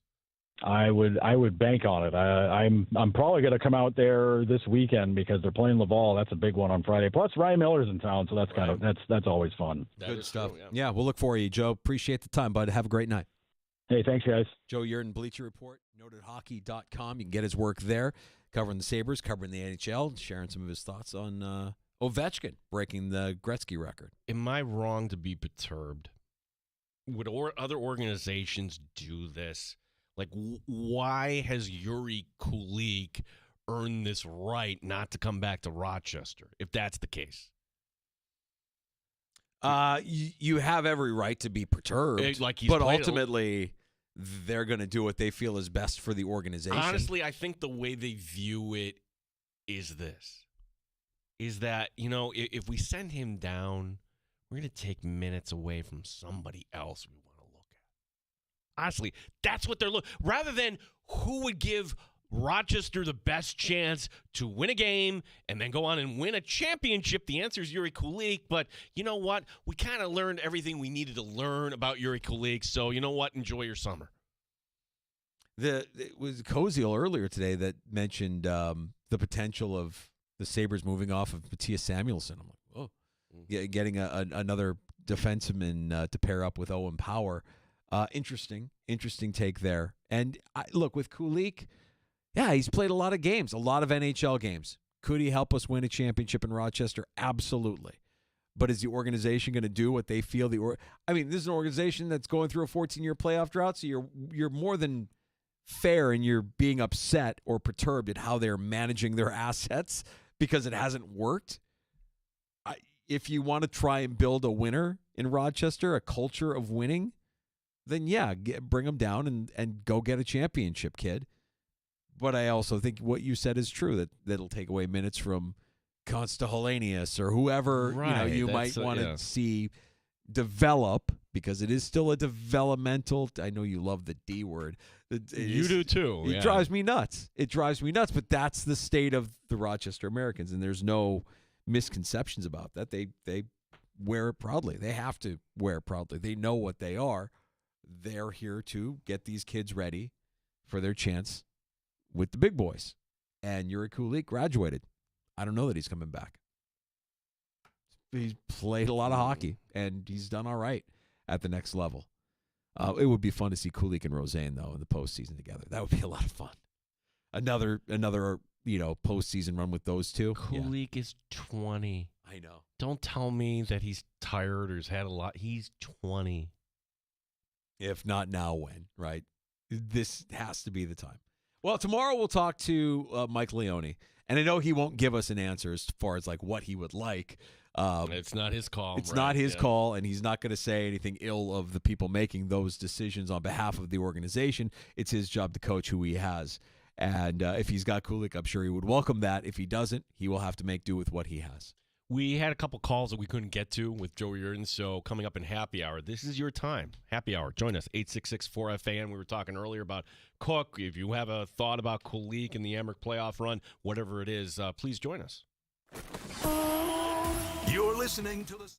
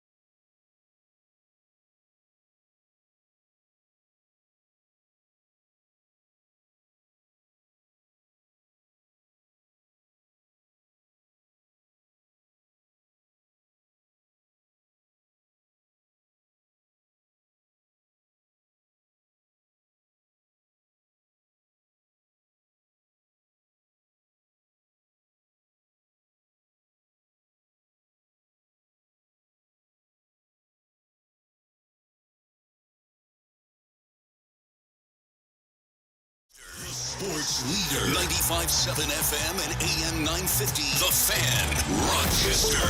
An Odyssey sports station. The Fan Rochester Sports Update. Got a championship game tonight in men's basketball. Florida taking on Houston. The head coach of the Cougars, Calvin Sampson, taking it all in. For me, it's a lot of gratitude, a lot of appreciation for having this opportunity. But you owe it to so many people. You don't do things like this in a vacuum. I've got a great team, got a great staff. We've kind of done it our way, and it's worked out pretty good. 8:50 tip time tonight on CBS. Baseball in Detroit doesn't look pleasant. There was snow earlier. The Tigers leading the Yankees 5-1. Andy Ibanez of Detroit with a 3-run homer. These games this week in Detroit moved up to the afternoon with the cold temperatures. The Red Wings don't have to worry about this here. That's because they're out of town beginning tomorrow. Worcester is the opponent. Gene Battaglia, the sports leader, 95.7 FM and AM 950, The Fan, Rochester.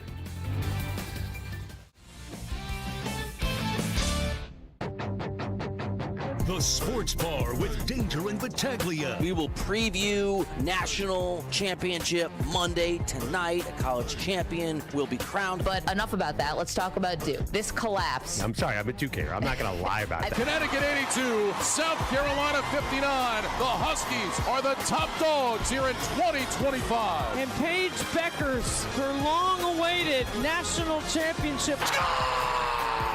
The chasing days are done! Alex Ovechkin is the greatest goal scorer in the history of the NHL. 895! Talking NFL draft. Mike Danger, Gene Battaglia. The Pittsburgh Pirates to honor Roberto Clemente. And the Blue Jays and Vlad Guerrero Jr. reportedly agreeing on a 14-year extension worth $500 million. I had a spoonful of cat food as my dinner. 95.7 FM and AM 950 The Fan, Rochester. Just gross. Welcome to Happy Hour. We're back. The Sports Bar. It's Danger and Battaglia. Glad you're with us and listening along. Even if you're just making us part of your routine, your drive home for 5 minutes at 95.7 FM, AM 950, the free-to-download Odyssey app. Appreciate everybody checking out the stream as well. Our YouTube channel is up at The Fan Rochester or on Twitch at The Fan Rochester as well. I'm Danger, and that's Battaglia. No worse for the wear.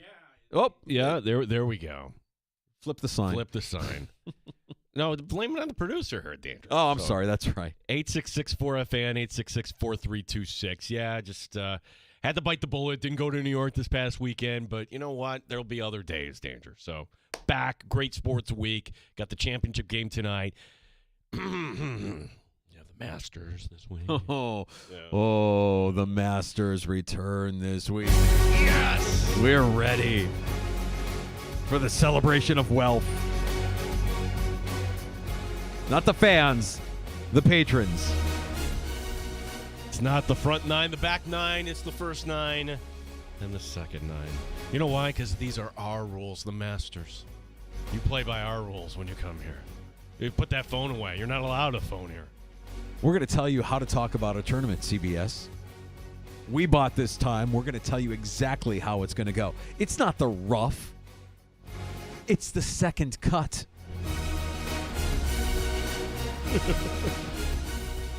Yeah, it's going to be great. Come on, you can use one hand on the wheel and conduct with the other with this music. You're watching on the YouTube stream right now. Gene is, I don't even know, who's a famous conductor? Jeff Tyzik. Jeff doing his best Jeff Tyzik in the Sports Bar. To the thrill of victory. The theme to the Masters. This is an easy one to conduct.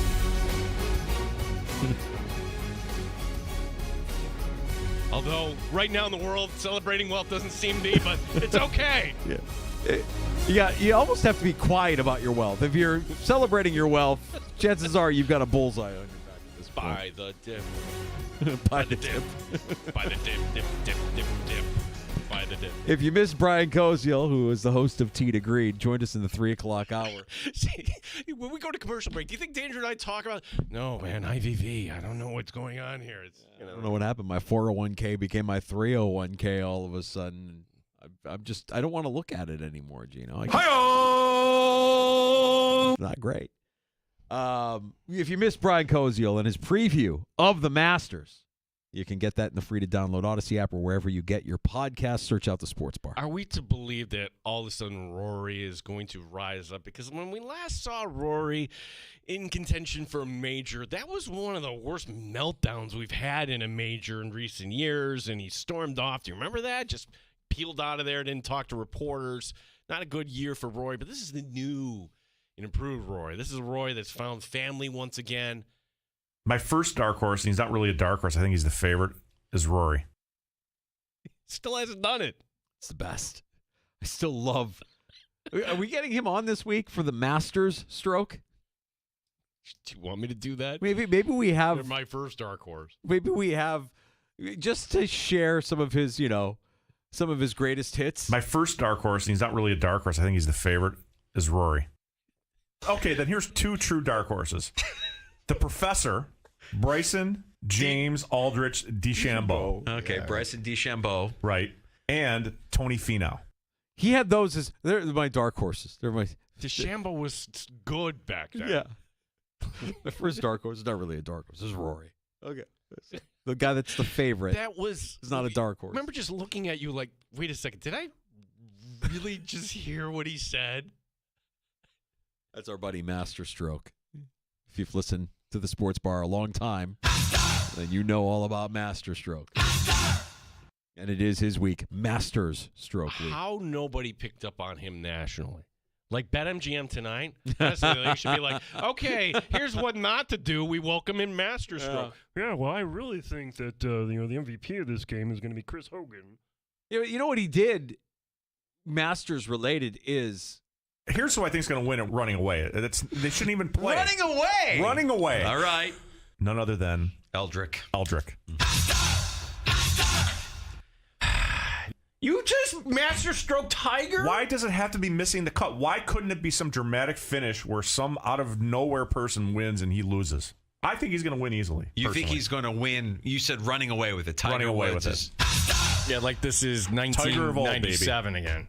Oh, he won that year. He won. Yeah, that's right. That's right. So even Master Stroke, you get one right from time to time. And if you're, putting down money on the Masters, yeah, sure, Scotty Scheffler's the favorite. And yeah, you like Rory, but leave it to Master Stroke to actually make that prediction and have Tiger win. We don't want him. That's why we don't have him on anymore. We don't want him to be right. We need him to say things like, well, my first dark horse cousin, I don't even know he's a dark horse, is Rory. Oh, yeah? It does sound like that guy, though. Oh, yeah, hey. Oh, yeah? Oh, tell me, cuz. Who do you like at the Masters? Oh, no, my first dark horse is not really a dark horse, it's Rory. Hey, cuz, you're going to go down to Three Heads? Yeah, we're going to go to Three Heads. Yeah, I like it down there. Yeah, three. Oh, yeah? You're going down to Three Heads? I don't want to offend anybody that might be listening, but we're from Rochester. That's how we talk. See, yes, we can have the self-deprecating humor. We can, yeah. It was a busy sports weekend, and it continues into tonight. We'll have a college basketball champion crowned tonight between Florida and Houston. I've been saying it all afternoon. Give me all of the Duke tiers, all of them. And that's coming from a guy who predicted that Duke would win the whole thing. When you see a team melt down the stretch the way they did not convert, that defense of Houston is legit. Florida's defense is legit. Tonight's going to be a lot of fun. Did Jim Nantz already go? Honestly, I don't know. Maybe somebody could let me know. Are we going to see a lot of Jim Nantz, or is he already in Augusta getting ready for the tournament? As probably he should be. No. There's cameras in San Antonio tonight. Okay, so... He's in San Antonio. He's going where the cameras are. How many cutaways? 5. What are we setting the over-under at? 5. 5 is the over. 5 is where it's set? 5, yeah. Yeah. Oh, there's Jim Nantz, appreciative of this Houston run. Right, and then you can, use it, go right directly into the promo for the Masters. It starts on Thursday. Hello, friends. Who do you like tonight? You like Florida? I picked Florida at the beginning. I'm not going to back off now. Yeah. Although I do like Sampson as a coach. Sampson's fun. Yeah. The overheard as he's walking out of the tunnel. What was the record? It was like the greatest fourth quarter deficit that was erased in Final Four history. Yeah. 14 points? 14 points. And somebody said that to Sampson as he's walking down the tunnel after the game. He doesn't say anything right away, and he's like, It's a good thing it wasn't 17. Like, you got a sense of humor over the whole thing. Like, that wasn't easy. If it was more than 14, we would have had a problem. It's a good thing it wasn't a 17-point deficit, because we wouldn't be talking about it. It's and this is something with the Sabres. I'm going to bring this back home. Like, does Syracuse still play the same sport? Like, I'm asking honestly. Like, I'm watching the whole tournament. I'm like, are we ever going to get back to the Orange here making a run in the tournament, or it just seems like it's a different sport? Well, now? it's funny. For as young as, let's use Duke as the example, for as young as a lot of the team is, doesn't it feel like those are men playing against boys when you see Syracuse out on the court against them? Like, it's just a different breed of athlete that's out there when you're talking about these teams that are in the Final Four. They're men. They are grown-ups. They're making grown-up money. This is their chance. A lot of them aren't going to go pro. This is their chance, and they're making the most of it. Yeah. They're all making seven figures now. Yeah. I don't know if Syracuse will be at that level, but might be talking about the Orange later in the week. Yeah, we might. We might. Should we tease that up? So let's go ahead and tease that up. I feel pretty good about that, right? I think so. Jim Boeheim's coming by the sports bar Friday afternoon. In studio. Person. Yeah. In studio. In studio. He's in town for Big Brothers Big Sisters on Friday, and he's gracious with his time to stop by the sports bar. And, of course, we'll talk about why he's in town, but we'll also pick his brain about the state of college basketball, how he's doing with all of it. Just wondering, too, like, is this really retirement? Is this, like, how has it been? Like, it's been 2 years. Eventually, Calhoun started coaching from Jim Calhoun, UConn, with some Division III school. I mean, like, could that end up being, like, these guys that are coaches, how do you adapt to life after your routine is gone? Well, we'll ask him that and more. Jim Boeheim, the legend, will be in studio with us Friday afternoon at 4 o'clock. Ask him if he has ever played Augusta. Oh. Yeah, I'm sure we'll have it on Friday. Well, I'm getting on a plane to Augusta after I get done with Big Brothers Big Sisters. I'm planning to be there Saturday and Sunday. I can't do the impersonation when Boeheim is here. You can't do the Boeheim. He'll walk out. I know he will. Because people are probably I'm going to be polite. And look, I don't take it for granted. I'm not going to take for granted the fact that we have a Hall of Famer joining us on Friday. Big Brothers Big Sisters there are many worthy charities in our town, and that's one of them. Mm-hmm. And that's going to be the focus, that maybe you can't be a Division I coach, but you can kind of contribute in other ways to helping out people in town. Absolutely. Tomorrow on the show, we'll get an Amerks checkup from Mike Leone, head coach, stopping by at 425. Matt Perino of the Syracuse Post-Standard stopping by tomorrow. We'll talk some Buffalo Bills. The Bills taking a visit from a prospect at corner today from East Carolina. Can I interest you in former East Carolina cornerback Siobhan Ravel? Well, tell me, is he somebody that's ready to step in now? Because if you're doing one of these top 30 visits, I think it's safe to say that that's nothing beyond the second round, right? Like, legitimately. So the Bills, to me, Danger, bigger picture, feel that they're a team that has to draft on need. Look, they've done some really nice things in this offseason, but there was Brandon Beane stubbed his toe with the 2 suspensions that are going to be coming up at defensive tackle. Now, all of a sudden, who's next to Ed Oliver in September? That's a concern. And you were probably going to draft a defensive tackle anyways, but now you really can't ignore it. And you bring back Dane Jackson. Rasul Douglas is still out there. You know what this comes back to whiffing on Kyer Elam. This comes back to not getting your guy in that draft and settling for Kyer Elam. Well, yes, but by drafting Christian Benford, they pull it out in the end. Yeah, but you could have had them both. You could have had them both. Well, and you shouldn't whiff on. My point is, don't whiff on a first-round pick. I know that none of this is guaranteed, and you could whiff on a first-round pick. If you whiff on a first-round quarterback, it sets you back, right? It sets organizations back. Look at the Jets. I mean, you just can't whiff on quarterback in the first round. And I would argue that if you're taking a position player like a corner in the first round, you better hope that guy can contribute. If he can't, now you're in a position where it's like, oh, geez, what are we going to do? Less than ideal position that the Bills find themselves in, specifically at a position where you drafted in the first round, traded up in the first round to get Kyer Elam, and you weren't able to make that work. That's a problem.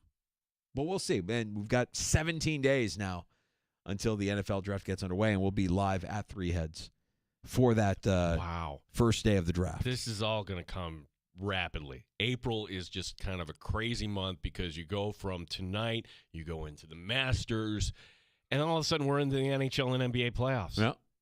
And, oh, by the way, voluntary off-season work in the NFL got underway for 3 teams with new head coaches today. The Bears, the Patriots, and the Jets are doing their off-season work.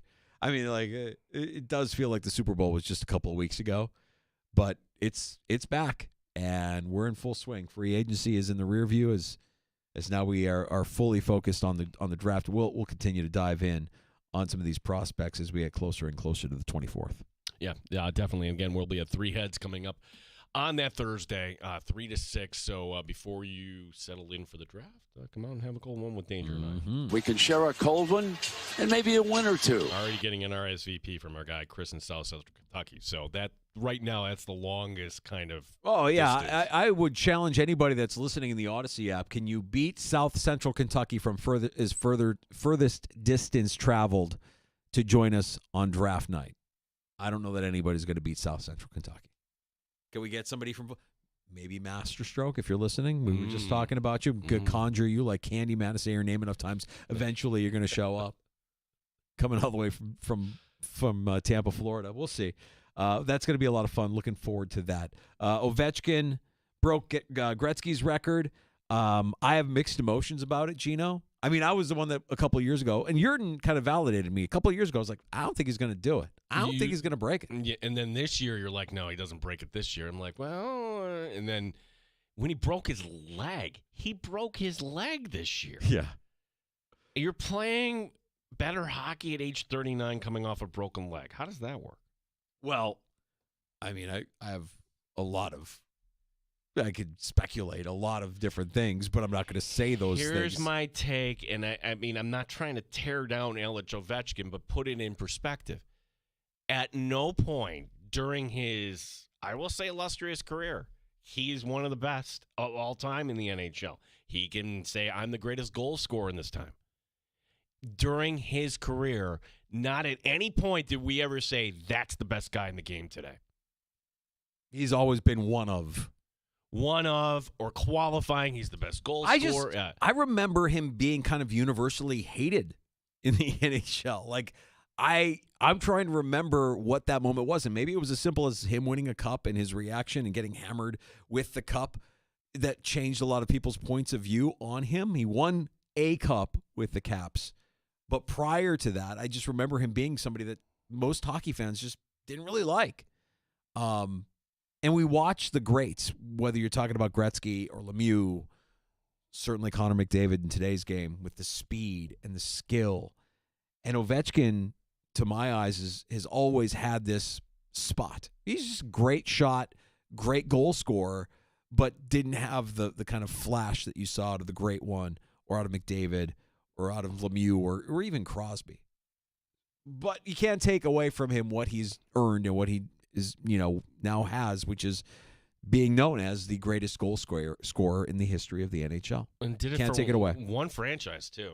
Yeah, that I can get behind. Yeah, that's. I don't know how, when that switched for hockey fans. And then the other point that I made, and I know Joe, spends a lot of time listening and covering and writing about the NHL. Where is the NHL? Because that went as good as it could have gone for the NHL yesterday, as far as the coverage and the timing of it being in on a Sunday afternoon when it could be widely celebrated. And it still, to me, felt like maybe the third biggest story of the day yesterday. So where is the NHL? And maybe the timing is a bit off because you're competing with the Final Four. You're competing with the start of Major League Baseball. You're competing with the NFL and everything that the NFL is. It could have been much worse. You could have been doing it West Coast, at 10 o'clock on a weeknight. Nobody would have saw it. So at least for a couple hours, okay, you're the lead story in hockey, and then, here's that UConn championship game. Let's watch them take on South Carolina. Yeah, shiny new toy over here in an ADD society. So the great record that a lot of us thought would never be broken was broken, and we get to celebrate it for maybe an hour and a half, 2 hours. Can I just say Before this? we're on to the next thing. Seeing Wayne Gretzky, though, he looked old. Ovechkin looks old. Ovechkin looks like he's 70. Dude is old looking. Dude looks 70. He looks old. He is old, but he looks, that guy is weathered. That guy has seen some life. My God. But yeah, I hate seeing our heroes get old. It's tough, right? When you see Jordan, when you see Gretzky, when you see the guys that we grew up on that are the greats, and for those of you that are younger than Gino and I, the next generation, when you see guys like LeBron, you're seeing him already, kind of like, oh, wow, LeBron's getting old. He's going to be older. You wait 10 years and see how that all looks. It's tough. I don't like it. Yeah, like probably when we were kids. Oh, Mickey Mantle. Oh my gosh, she's got this, that. And like I was like, oh, okay, I don't quite get it. Yeah. But now when you see yours, and then you bring up Tiger, and will we ever see another competitive round at the Masters for Tiger? Or will he be just one of these guys like Arnold Palmer or Bernard Langer that'll tee off and wave to the crowd, and that'll be that? Yeah, he's an attraction. Yeah. He becomes an attraction, not really there to compete. I have a hard time believing that Tiger would lose the competitive spirit, that he would want to compete. But given everything that's gone on and how his body has just fallen apart here in recent years, tough to imagine that he would come back and play any meaningful golf. I'm watching this Yankee game. Now the sun is out, but it was snowing in Detroit. And here's what I know about Detroit, Danger.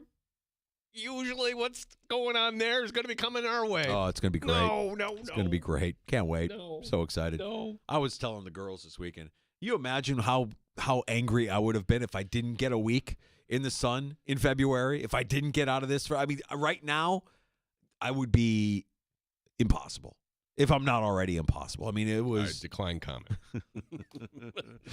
All right, fine. Let's just get to a round of shots, you. Round of shots in the sports bar is, we did have a busy day. We'll set you up for tonight as well. This contract, why it's a little different with Vlad Guerrero Jr. and the Blue Jays. Did they make a mistake here? We'll let you kind of explore this as well here. As got that story more coming up. $500 million. Amazing. We'll get into it. A round of shots on the way next. Plus, last call. You can have the final word in the sports bar at 866-4326. 585-866-4FAN.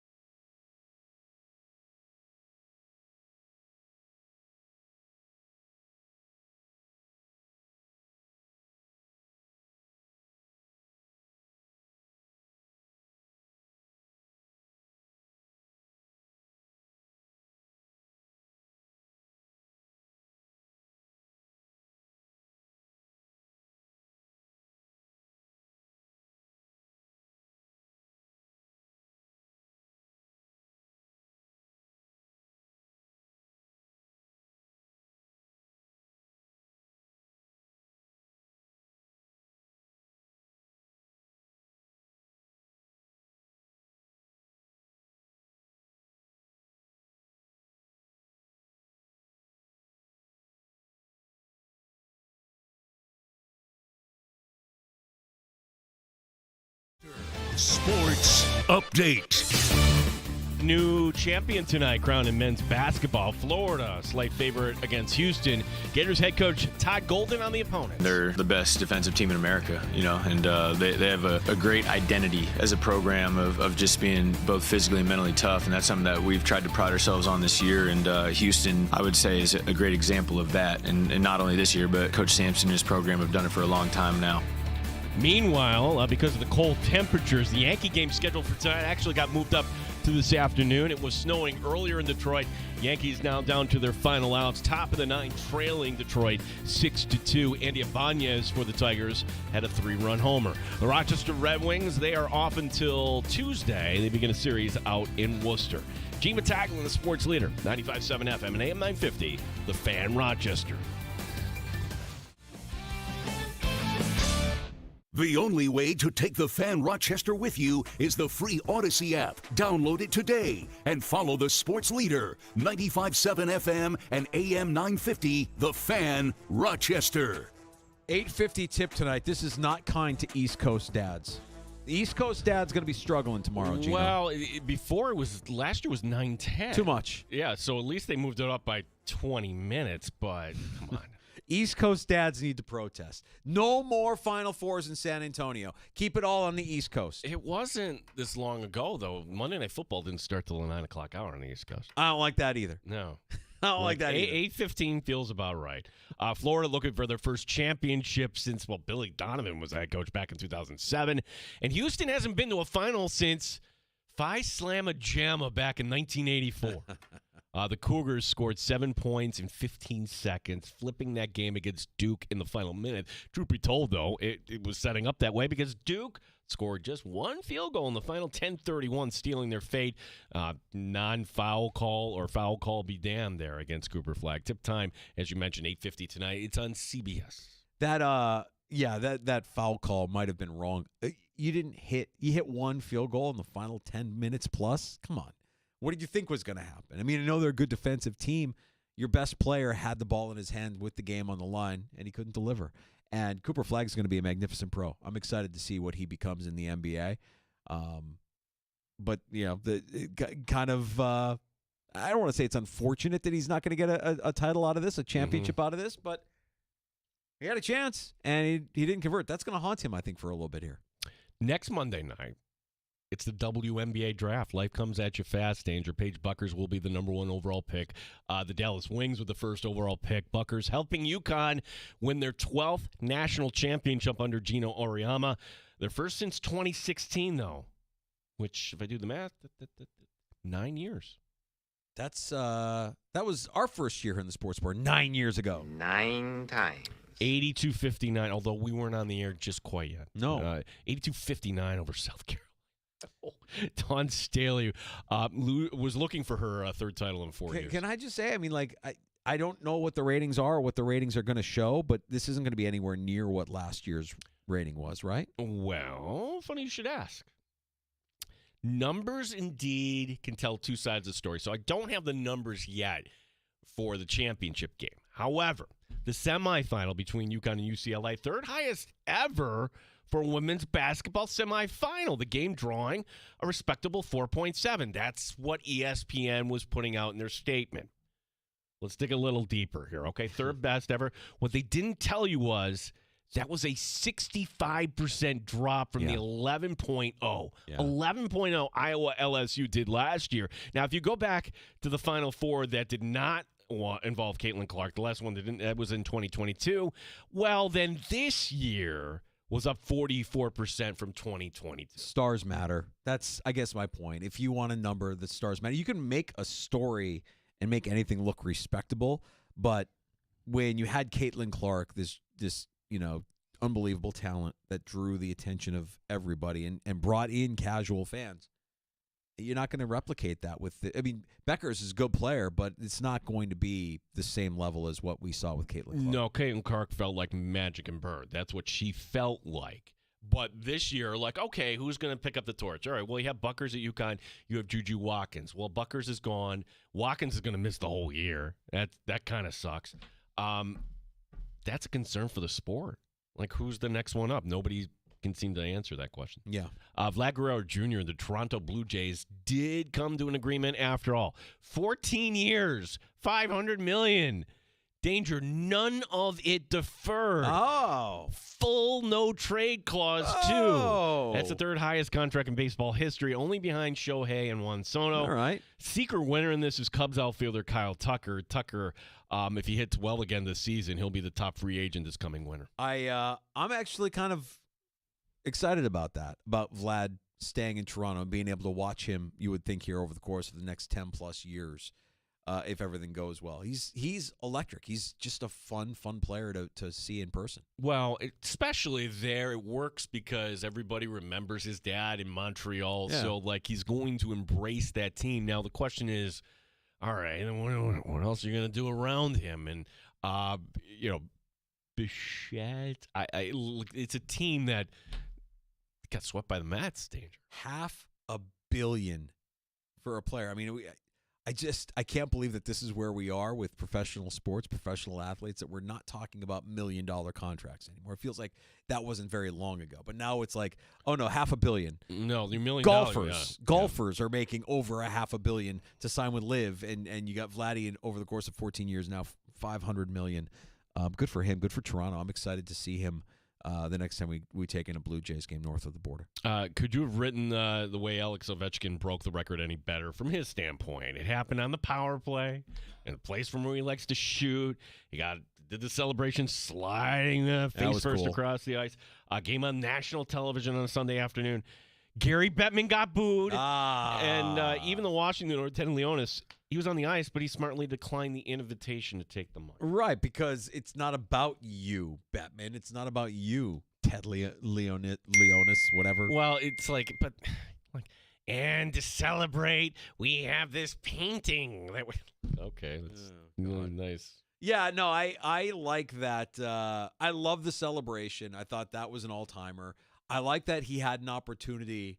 If my timeline serves me correctly here, tell me if I'm wrong. He had an opportunity to break the record against the Hawks. Right, and he had an empty netter. And he said he didn't want anything to do with it. Right. He wanted nothing to do with it.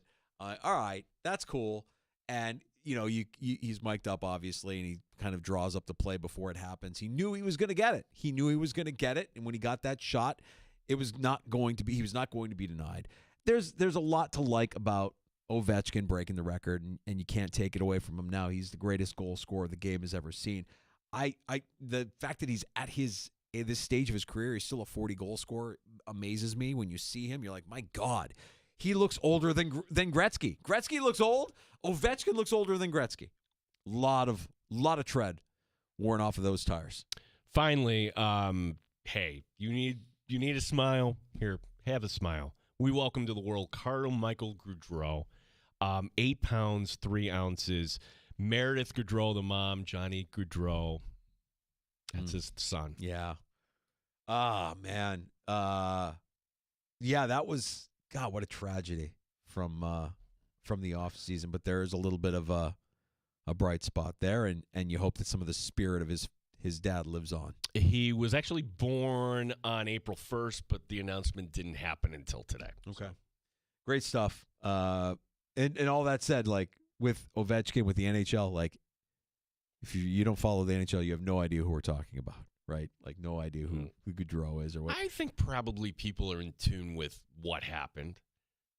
Maybe. Gaudreau was a star, but he wasn't a superstar. And so it's just a horrible, horrible story, but nice to know that there's a little bit of a silver lining there with the birth of his son. We're going to take a break. We'll come back with the last call. Hey, your calls have been coming in all afternoon at 866-4326. We haven't been able to get to all of them. If you want to have the final word in the sports bar, we'll give it to you right now. 866-4FAN, 585-866-4326. You're listening.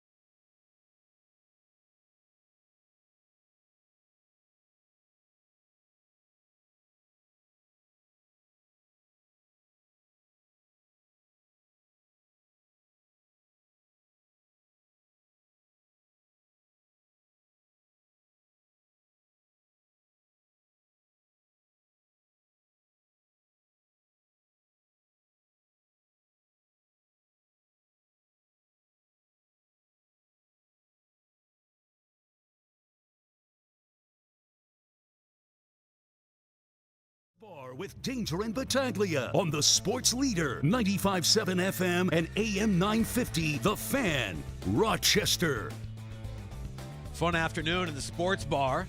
Get your work week started and get you ready for the national championship tonight. From San Antonio with Florida and Houston. What does the world look like tomorrow, Gino, when we get back here at 3 o'clock? Who we crowning champion tonight? I'm saying Florida. Going Florida. Good defense all around tonight. Looking forward to a good game. 8:50 tip. Too late for East Coast dads. Need to eliminate San Antonio from ever hosting a Final Four ever again. Keep it all on the East Coast, selfishly. Dude, you do realize, like, it still would be 8:50 if it was on the East Coast? Don't care. Man, make it to the East Coast. give us a little wiggle room. East Coast dad needs his sleep. Not good. Brian Cozy was fantastic earlier. We got a little preview of the Masters. Joe Yurden, Bleacher Report, noted hockey. Also stopping by to talk about Ovechkin breaking Gretzky's record. We had that conversation available for you in the free-to-download Odyssey app. You can go back and listen to any part of the show that you may have missed with chapters. And if you're a podcaster, you like your podcasts, just search out the Sports Bar wherever you get your shows, or our YouTube channel at The Fan Rochester, where we stream live every afternoon from 3 until 6. Like and subscribe while you're there. Leave a comment. Put a little wind in the sails. We should all be upset at a guy named Sam Mezen. Sam Mezen, the assistant GM of the Detroit Tigers. And when we have to do our online training as to don't do this, don't do that, you could get fired. Think of Sam Mezen because, well, he resigned after, we don't even need to say allegedly, he sent unsolicited photos of things he shouldn't to other women on staff of the Detroit Tigers. This is the year 2025. Do people still do that? Sam Mezen still does that. Yeah. I thought that went like the way of the dodo. I didn't realize that was still a thing, that people still do that. For improper workplace conduct. How about maybe that actually is kind of criminal, I would think, at this point. Oh, my God. Was that wrong? Should I not have done that? No, probably not. I tell you, I gotta plead ignorance on this thing, because if anyone had said anything to me at all when I first started here that sort of thing was frowned upon, you know, because I've worked in a lot of offices, and I tell you, people do that all the time. It gets worse. His only response to the Athletics said he was dealing with family issues. I mean, that's usually the way. Yeah, that's usually the way you act, though, when you're going through trauma. Something's not going well at home. You know, you just fire off a D pick or two, and man, you just wait. It's just a weight off your mind once you hit send. It's just the greatest feeling in the world. It's just a rush. Yeah, and this is like kind of the. You know, there's going to be more because one of the women said no one said anything because who's going to believe me? It's Sam Mezen who did this. Terrible. It's not the bat boy or security guard. It's terrible. It's terrible. You're right. We've done years and years of training on this. We've been conditioned that you can't do that, and you have to speak up. It doesn't matter who it's coming from. You have to say something. You have to do something. Ugh, I hate that story. I thought you were going to say we have to blame him because that's why the Yankees are playing in the afternoon this week. He's the one that made the call after looking at the weather forecast. Oh, I'm totally fine with that. I mean, but the Yankees didn't show up today.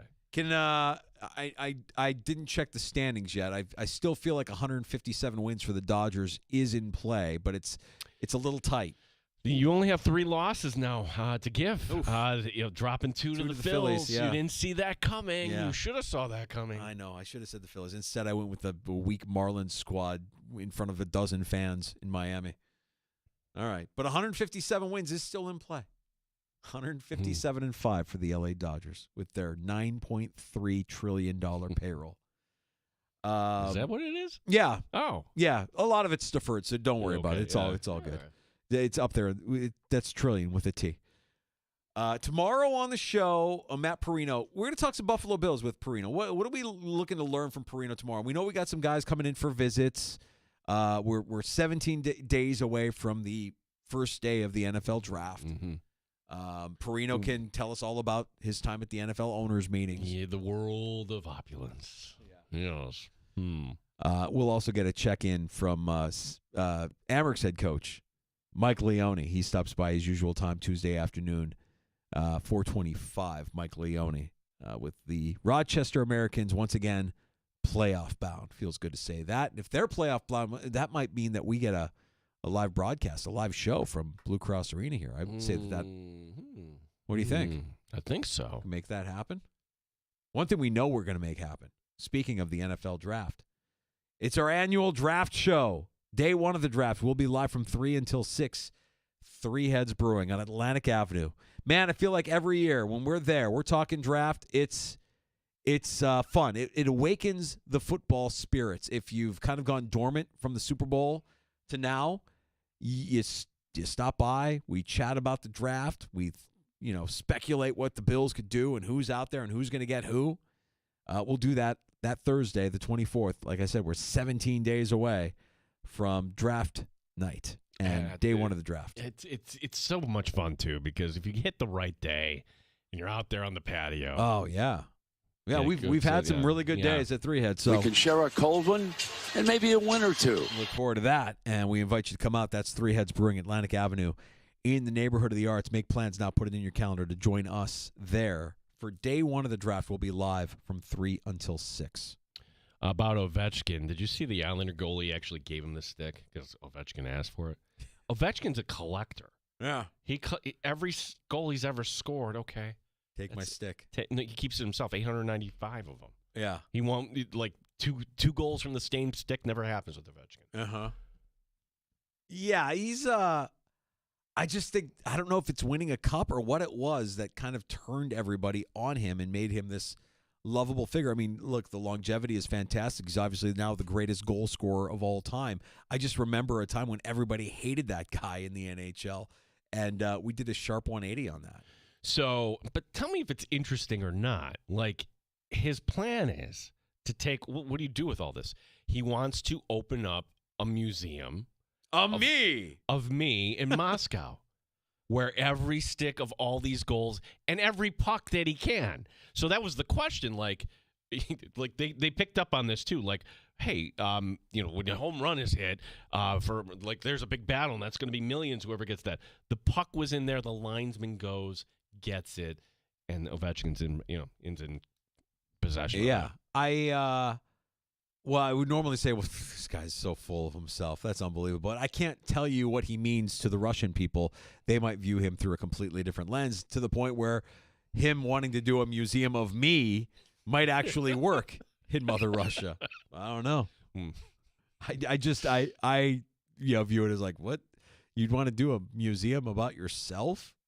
If somebody else is doing it, I suppose, but you're the one that's behind it. It was like that quarterback show on Netflix with Kirk Cousins. Oh, he yeah. had the rooms of me. Right. Like, when you see the James Cook pictures of his house for sale, wasn't it a shrine to Cook everywhere you looked? I think that was more staged just to make sure that, in case you were wondering whose home it was. Yeah. This is my home, and I'm serious. I'm going to move. I tell you. I'm leaving. If I don't get my $15 million. There is no furniture in this great room. In fact, I've already moved. I'm not here.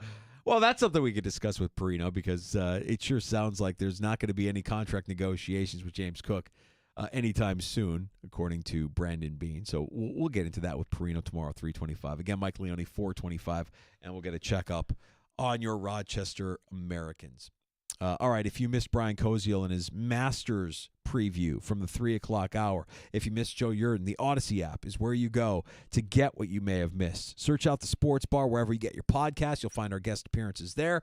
Find us on YouTube, our YouTube channel, The Fan Rochester. Like, subscribe, comment, and you'll get our entire show there once we are done streaming. We look forward to tomorrow afternoon and another 3 hours of sports excellence here in the Flower City. Absolutely. So we'll do this again tomorrow. Gino, welcome back, man. Glad you're feeling better. Back. Go back.